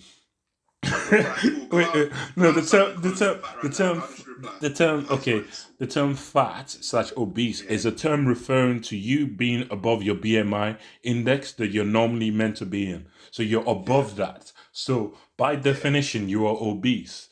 Even if someone calls you fat, that's what they're referring to, right? You're obese, over your weight. You're over your weight. So it's not an insult. It's just a term. But for some reason now, it's been transformed into people getting their feelings hurt, and then people saying fat phobic. That's now it's now a recognized form of discrimination. Because listen, reaction. So there's one word here that I hate is reactionaries. I hate reactionaries. So as a reaction to people saying, "Oh, fat phobic this, da da da da da," you can't then be reactionary and then say fat is not an insult. Because you know as well as I do, you can't go up to them and fat in the streets. You won't get a good response. It's not an insult. I'm sorry. There's no one that can reason. I'm not going to do it, but it's not an insult. If you think about it rationally and try... It's not. That's like going saying, "Oh, you're stupid," and then like, "Oh, why are you going to be stupid?" They go, "Oh, because I saw it." Yeah, but no, you can't see. No, because you can't see stupid. You can't see stupid. You can see someone is clearly overweight. So if you say you're overweight scientifically, some white bold guy came to you and said, "Oh, you're black." Yeah, because I am. Statistically, you're correct. Yeah, he is. What would you say? What the hell are you trying to do? No. Let me reply to that. Right? If someone came up to me and said you're black, I'd be like, "Oh wow, well done." But like, what did you achieve by doing that? Like, isn't what has that served? Like, isn't what has that done for you? Like you saying that. But I'm saying, if you say to someone, "Oh, you're overweight," what you're telling them is that you're over your BMI index. So you are not in a. You are not in a health. No. Let me say this. Let me say this. Let me say this without being joking, right? You're over the index, so that means you're unhealthy, and you by that default, you're at a higher risk of heart problems and all these health issues if you're doing that. So by saying that to someone, you're telling them this is what you're doing. By the way, by keeping. It's not an insult. It's literally just telling someone that this is the bracket they're in. Listen, if it's none of your business, why would you ever say that? I wouldn't. Yeah, exactly. I'm not saying I would go and random person and say, "Oh, you're fat." Like I'll just tell. Is it's not an insult, so it's okay to do that though. It is an insult. It's not. Let's say I'm dead at football. Right? Have I got out? Am I alright? Right? Yeah, you're alright now. Let's say I'm dead at football, right? In fact, I'm dead at football. All my stuff. Right? Yeah, but if you're objectively bad and you know it, and says you're bad at football, it's still an insult, even if it's true. I would still say, "And what? What are you gonna do? Like, what are you gonna do?" I wouldn't agree. I wouldn't then react positively and go, thank you very much. No, of course not. But what the hell are you trying to say to me? Do you know what's worse? Lying to someone. Like, if you're shit at football and like you're playing badly, you can't even kick the ball. Like, and I came up to you when you're the best footballer I've ever seen in my life. What is worse? Like, what is worse? Like, you're telling someone the truth. You're the shittest footballer I've ever seen in my life. No, actually, that's a bit of an exaggeration. But if you said to someone, "Oh, you're not very good at football," No, back to the point. it's Back to true. the point. Back to the point. Yeah. If you're a doctor telling someone they're fat, it's not an insult. If you're you, it is an insult, and they should be upset and angry because you called them fat to their face for no reason. No, I'm sorry. I'm sorry. If my cousin was fat, I'd tell him, "You're fat. Do something about it. You're literally it's what you're doing is creating a health problem and a risk for yourself in the future. So yes, you're fat. Like it's not an insult. It's literally telling someone if they haven't realized that they're fat. If you were to do it like that, yeah, of course. Yeah, so that's what I mean. Like it's not like it's not to hurt people's feelings. The way you phrased it as calling people fat is not an insult. Tell every child in every playground that. Because trust me, they'll disagree. Yeah, and I feel like that's another topic that we won't even go to. Parents feeding their children like so much food that they're fat, and then just fucks them up in the teens, and I feel like that's also immoral as well. But I'm not ready to, that's another topic. About that as well. Like I could be swayed massively. I could be swayed from the side to everyone should be able to do whatever they want. And I could be swayed all the way to the side of being over a certain weight should be illegal. Like it depends on. Like if you weigh the size of 2 seats on a plane, I'm sorry, you should be getting taxed for that. You should have to buy 2 seats, yeah. Of course. Yeah, you should get taxed for that. Like I shouldn't have to come on with my luggage and pay extra for baggage, right? Whereas you take up this 2 seats on a plane, so you should get fined for that. You should get fined for being that big. If I owned a plane company, would I charge extra if they took up 2 seats? No, I wouldn't. Yes, because they. No, I would not. No, now I feel right. No, I would not. It's just disrespectful. For no reason.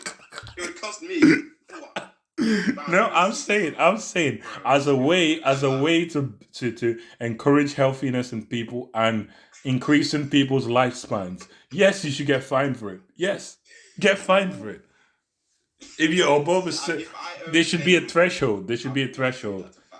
However, there should be a threshold.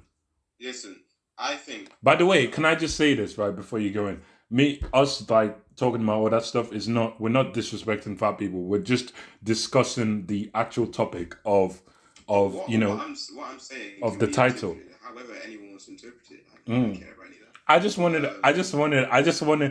Wanted to make sure that it was not like, oh, we're just bullying people. We're literally just having a discussion. Well, you can disclaim that for yourself. If okay. You're bullying people, I'm not bullying anyone. I'm just discussing a topic. So if you take offense by it, then it is what it is. Right, carry on. Yeah, 100%. It is what it is. I'm just here to say what I think. But, exactly. What was I going to say? Yeah, no, you shouldn't. There's better ways, right, than humiliating someone. Right? Because that's what it is. Saying, oh, you're too big for the chair. Here's £10 fine. Yeah. There's better ways to humiliate someone to encourage healthy weight. For example, having these big fat supermodels on the cover of Vogue, things, Vogue, and body inclusivity. Sports Illustrated is stupid. It's stupid. Encouraging that lifestyle is not good at all. Yeah, you shouldn't have. I mean, posters of someone who is unhealthy weight, right? And when I say unhealthy weight, I'm not talking about big. Yeah. Right? I'm talking about overweight, big, obese, 2 times. The SSB. That just look mashed up. The supersized people. Yeah, the supersized people. You know where their legs are all sprayed out. Yeah. Like their arms are hanging off like a kebab. In the shop. Because there's so many different ways a healthy body can look, right? And they should all be accepted. Yeah. But also, there are ways that a healthy body cannot ever look, right? And they should not be celebrated. Yeah. Does that make sense? Yeah. So you can plus size models, wicked, right? Yeah. Plus size models, probably wicked. Plus, forget all that. That's stupid. They should go to the doctors and hospital. Exactly. That's the thing. That's the thing. It's like the higher you go, the more you're putting yourself at risk of all these health complications. I mean, look at what happened with COVID in America. All these fat dons, right? That were going to like Burger King and shit. Like, all of them were just getting licked down by COVID because, like, literally they just had diabetes and all these problems. If they weren't fat and way overweight, they would probably survived. So it's like they're doing themselves a disservice by being that overweight, by not doing something about it. Also, I think you've got to treat it as every other health problem because I don't know what's another health problem like diabetes, heart disease. Heart disease. You wouldn't charge a man extra because he's got heart disease. I know he's not affecting anybody else, whereas someone being bigger fat can. No, but the point is that you're discouraging people. In a similar way, we should treat it with compassion rather than shaming, right? Other people think a different way of that, right? And there's valid arguments that as well. Exactly. That's the thing. There's valid arguments on both sides. Treat it with compassion rather than you're too big for the chair, so we should charge you extra. Making some smear campaign on fat people. I genuinely think as long as we like model like does more disservice than good and stuff like that in a certain way. I think, and a lot of how things are is influenced through media. Yeah. A lot of media representation portrays being that fat in a certain way. Exactly. And what I'm saying is people come back in line a little bit. But, the whole fat shaming thing. Wait, can I just? It is a thing. Like no one. It is a thing. No one have to look a certain way. The only problem is taking pressure off the NHS. Right. Exactly. Anyone who says people should be thin and all that, right? Hey, let me think about this. Yeah. Then this one is a sticky topic. I would like, this is here is the difference. I would love, right, for every woman here to be like the perfect shape. I don't really care about a guy, whatever one. I would love for every woman in the world to be like perfect shape. Yeah. But what I want is just it doesn't matter, does it? It has no bearing on real life. So we've got to detach that. Essentially, there is no way for anyone to look or any weight anyone should carry or shouldn't carry. But then again, as you've said, once you tick over to that level where you start to increase and getting these heart diseases, it's me who's paying for it through tax, isn't it? So it's like, allow it. Do you know what I mean? Yeah. There shouldn't really be anyone that's like, like when you talk about perfection, there isn't really a perfection. It's more just you're in line with your height and your weight. Like your weight is equal to your height. You're 5'10" and you like even if you're just slightly above, it's fine because you're only like 3 kilograms over your weight. Like that's fine. I'm talking about the dons that are 20 kilograms above their BMI. Like isn't that exorbitant and is a risk of death? Let's throw this in. Let's throw this in. Do you believe they should ban bodybuilding as well because it's equally as unhealthy for you? Yeah, they're both to the same extremes, aren't they? There's one's at the other end, one's the other end. But what I'm saying is, like, one's better. Like, bodybuilding's better than piling on tons of shit of weight. Why? Because one's like increasing your cardiovascular system, right? Because you're doing cardio, you're doing all this shit together, right? Whereas you're piling on donuts and your cardiovascular system is, isn't it? It's your heart. Yeah. You know what kills most bodybuilders? Heart attack. Okay. So no, it doesn't increase your cardiovascular. It makes it worse. Yeah. When I say worse, but it makes it so damn strong that you're just about to pop off. Well, then you have to be in the middle. Then you have to, There you go. That's what I'm trying to say. Yeah. That's what I'm trying to say. Yeah. Because it's the same thing. It's like a pendulum then. But what I'm trying to say is one looks nice and one doesn't. Yeah. It celebrates one because it looks nice. Media demonize the other. It's horrible. And then you got the reactionaries to that say, "Oh, you're fat shaming," and now it's because of that demonization that these people are saying now, "Oh, it's lovely to be fat," because they're reactionaries. But it's not. And now you're being reactionary on top of that reactionary, saying, "Oh, fat is not an insult." It clearly is. The whole thing is just built upon reactionary. I don't like the word, but reactionary politics. I hate reactionary politics. It just drags everything away from reality. Yeah, I hate that as well. I think that summarizes my whole thought process. Yeah. Same. Like, but and also another thing as well is when I think I went on about this earlier, just about when people treat you as as in rather than being multifaceted, you're just one thing. Even know what I mean? What, like treating someone as a fat person? Yeah. Like if I was having discussions, you're just this. You're a label. That's it. That's you. Like there's no nuances anymore. It's just that's you, right? One thing I found interesting, right, was I was talking to someone and they were talking. We were both talking about, telling someone about, if they've gone to the gym and they're making progress or whatever, and you say, "Oh, you look so great," like isn't apparently that's bad because before Bro, listen, saying to them I've got before personal, saying I've got personal, yeah, what's it and called? this is a personal like conversation. I was talking with someone, and I was like, "Oh wow!" So if I said to you that um, you look great now, that's saying that you didn't look great before, even though you've lost Bro, weight. listen, I have personal experience with never comment on I want to say woman's body, Oh yeah, right? I don't Because any. I don't ever do it anymore. men are like, they just a bit resilient, Yeah, I guess.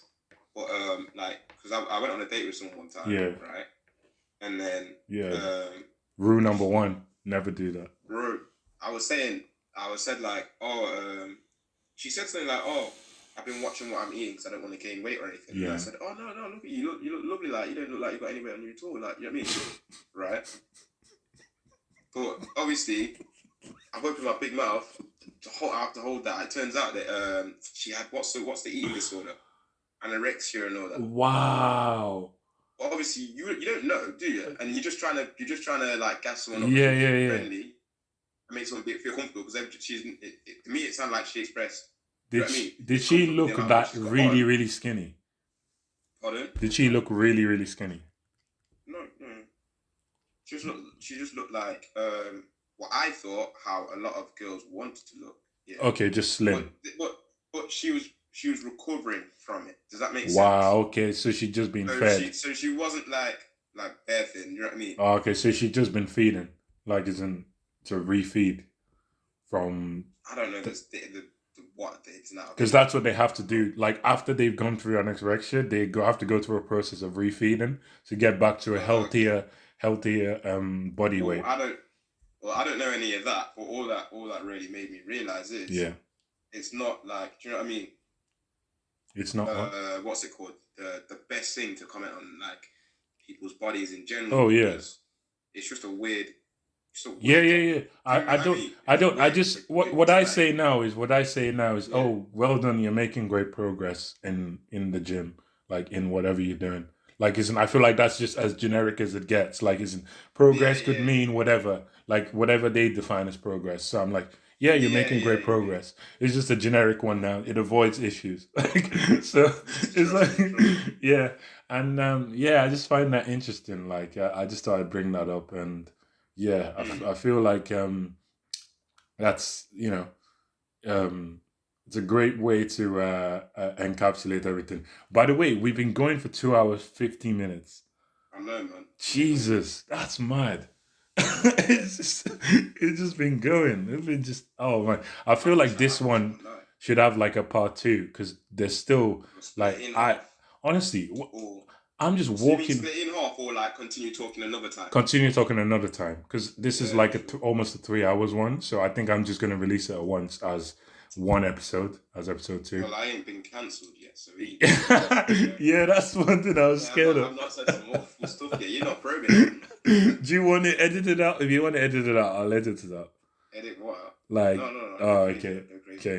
Fair enough. So like, 3 hours, almost nearly 3 hours. Yeah, I think we should definitely record another time. Because even like I already had some topics for you, right? I planned it weeks ago. I wrote it down already. And have we touched any of them or am I friends? Yeah, we've gone through all of them. Literally all of them. So some of the stuff I threw in today was stuff I just thought of like today. And I was like, you know what? Because my brain works in a weird way where like tons and tons of like tons and tons of ideas literally just start like bursting through, and it's so hard for me to sometimes I have to just write it down because I'm like shit, I don't want to lose that. That's a good idea. Just quickly get my phone up, write the notes in my phone, and then just go along with it. Actually let's just finish off with just two just really like small, like kind of fun questions to finish off that I thought of today. Yeah, 1 second. Yeah. So have you ever had an unpopular like food combination that people have like, maybe Unpopular food like isn't combination. stuff that you've tried yourself and you like, oh, that shit bangs, but like might be unpopular to people. Like I'll give you an example. For example, mine is ketchup and noodles. Yeah, that's like proper. I've like had that some before. people might think that's weird, No, that's proper. but I I've had that enjoy it. before. That's good. I think the most crazy thing I ever had was a waffle. I made a waffle ice cream sandwich once, which is alright. That's not bad. That's just I suppose dessert. it's not. That's just dessert. Yeah. If it was What else? potato waffles, then I'd have been like, that's mad. I'm not too. I like pineapples on pizza, but again, that's not Yeah, really that's dessert. not. That's pretty much common nowadays. Yeah, like I'm not like what's it called? You don't really I'm not experiment. that crazy. I do Fair enough. explore. Like I love food of all different types, But but it it's not crazy. Do you know what I mean? It's all the okay, same. fair enough. You've You know what never I mean? tried anything beyond. You've never put mayonnaise on toast or something like that, or some weird stuff like that. Oh no, you're moving mad Oh, there. okay. Yeah, exactly. That's what I mean. So you're pretty like normie then. Fair enough. So Yeah. like, I stick to the script. yeah. Stick to the recipe. Okay. Has there ever been a time where you've been this close to burning the house down through like on the hub and stuff? Burn the house down. Yeah. I've left the gas on Yeah. by accident and Yeah. gone to bed, and it's filled the house with gas before. Wow. Jesus, that's my worst nightmare. That will kill you in your That'd be sleep. blowing up the house. That will kill you in your sleep. Do you know what as well? If you leave the gas on and you leave the house and you come back in after like 3 or 4 hours, if you switch the light on, that could flick. That could literally flick. That's like a bomb. Trust me. I found this on Twitter. Like as weird as this sounds, like Twitter actually gives information sometimes. Like, Yeah, it doesn't rot your brain all the time. yeah, it doesn't rot your brain all the time. Yeah. And oh, okay. Yeah. So this the last thing was I just noticed, right? So you were going on about topic of dates and stuff.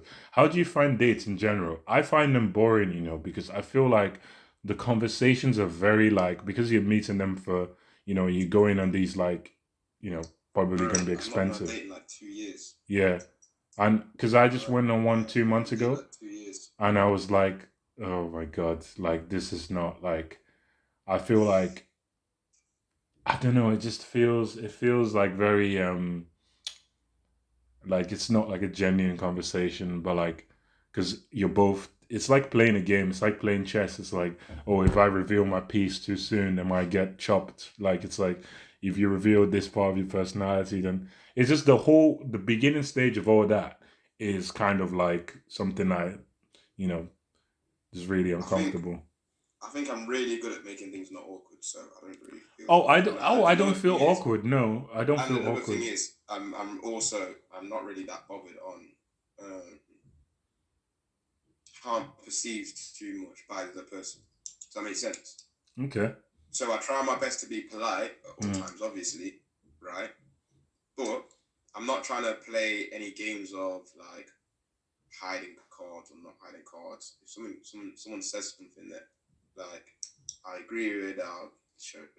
Someone says something I want to question, I'll question it. Yeah. Like I don't have like an overarching like. I try to go into it with no, what do you call it, expectations. Yeah. And Yeah, then the yeah. expectations build on the night.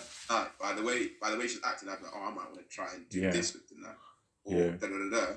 But I try and but by then, you're already flowing in conversations. Yeah, that's the moment. Yeah. But when I first meet somebody, I have like zero expectations. I had really good days and awful days as well. So at this point, be anywhere in between. So just go in and just basically all I need to do is show my face and be there for the first hour, and then after that, you really start. Do you know what I mean? Yeah. Yeah, that's yeah. I don't mind it. But again, it just depends on. Yeah. I had some awful days. Same. I'm gonna save it for another podcast. We'll go into it in another podcast definitely because I've got some as well.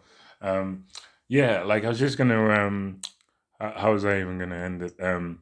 Just yeah, tell me about what your first impressions of me was when you met me, and tell me if I maybe exceeded your expectations or underperformed your expectations of what you defined of you just your first impressions, and I'll tell you my like what I thought of you as well. The first time I saw you, yeah, we should have Yeah. started with this. Yeah, we should have. Yeah, I just thought I'd round it off at the end because end is kind of like the beginning. If you think about it, because it's a circle. Like 2 hours in. Yeah. If you think about it, it's a circle. So the ending is the beginning. But yeah, what was I gonna say?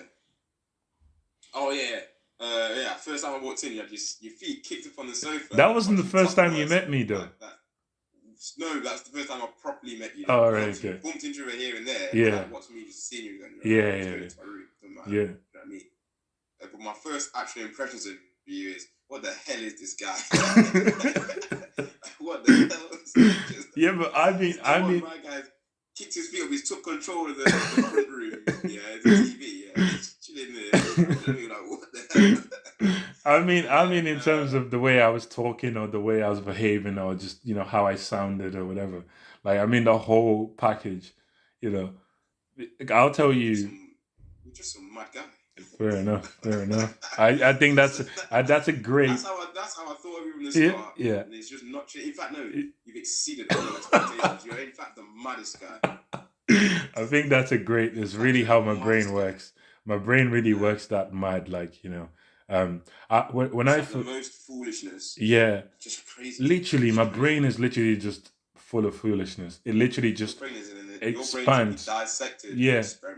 Literally, it's like an amalgamation of different shit. It's like some intellectual ideas, whatever, some bullshit, like some internet memes, all this shit. Like it's just a weird like Frankenstein. Anyway, when I remember when I first saw you or met you, I was like, this guy is funny. Some of my interest and stuff like anime and shit, and obviously music and whatever. And like I was just like, I just kind of, the more I hung out with you, I just found you very mysterious. I was like, this guy, the ladies would probably like him because he gives very little away, as in like, and obviously girls like that because you don't want to get bored of the person you're with. So you kind of like layer by layer, give little by little. It's kind of like a piece, like a puzzle. You keep unfolding it rather than just all at once. I'm just all at once, like, so that's what I thought of you when I first met you. What, has that changed? No, it's still the same. You're very mysterious still. I tried to be open. Yeah. I don't think it's deliberate. I just think it's just the way you are. Like you like you said before in the beginning, you don't want to throw everything in people's faces, Yeah. I'll just end this on just on like a story that happened today in my house, right? This is mad, right? So yesterday the white terrorists come back. wait, it actually kind of relevant to that. It's actually kind of relevant to that. So okay, for people of context, there was this mad guy who, like a couple of months ago, come around and cut the internet 6 times. He's just a maniac. He did it on 6 separate occasions and never got caught. And the one time he came around and smashed one of our housemates' and wing mirrors. He got caught on camera, and then that's how the police have nabbed him. So now he's attending court for trespassing and damage to property, right? So he's attending that.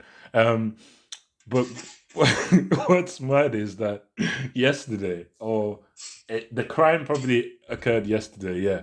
So yesterday, or whenever it happened, it probably was maybe Thursday, Friday, Thursday, Friday, or Saturday. One of our housemates had his bike in the cellar downstairs underneath like the house, right? So yesterday, right, like we were all just, everyone had gone to sleep and whatever. I heard some noise. I heard some people talking at like 1:00 or something. And I just, I just locked my door because I was like, I'll just do it like just for safetyness, right? Because I never normally lock my door, but I was like, I got a bit paranoid for some weird reason and I locked my door. And I'm glad I did because I'm sure in the middle of the night. So Manush, one of our housemates, he said, "Oh, I don't know why I named names." He said, "Oh, I came in yesterday late in the house at 1 o'clock or 2 o'clock, and the door was wide open." And I messaged in the chat. I was like, "What the fuck? Like, who's done that? Like, whoever's done that needs to own up to that because that's mad. Like, you've left the door wide open at 2 a.m. in the morning, and then someone's bike has gone missing. Like, and it's meant to be a very expensive bike. It's like a Carrera or something. Um, and yeah, the guy's been pissed off all day. Like, he's been like, how is it that I live in a house of 6 people and no one knows what's happened? We're like, yeah, what's happened? What the fuck? Like, it's either someone has come in and robbed it. But how do they know the bike was downstairs? Like, unless it's someone that knows, is an insider in the house. And he's like gone down in the cellar, took the bike and made all that noise and no one's heard him stealing the bike. Like, it's just mad to me. The story was so mad. Like, all day I've been racking my brain as to like, what the fuck is that? Like, that's some like Sherlock Holmes stuff. Like, yeah. But yeah, that was just. I just thought I'd end it on that little story there. But yeah, I think it's been a great podcast, really. What do you think? Yeah, we have. It's flown as well. And I can see the group chat popping as well. I need to go and catch up. Yeah. It's been like 52 messages. I'm like, Jesus, what is going on? There's no substance at all. Some guys just started a debate for no reason. Yeah. But anyway, thank you for giving me all your time. Like you stayed longer than I even thought you would. So thank you for that. Yeah, thank you, man. Yeah. So I think we should end it on that then. Yeah. Right. Yeah, no worries. Right. Thank you for being on the podcast. Speak to you later. Right. Yeah, no problem. No worries. Just gonna end the recording now. Right. See you. Bye. Yeah, I'll shoot off.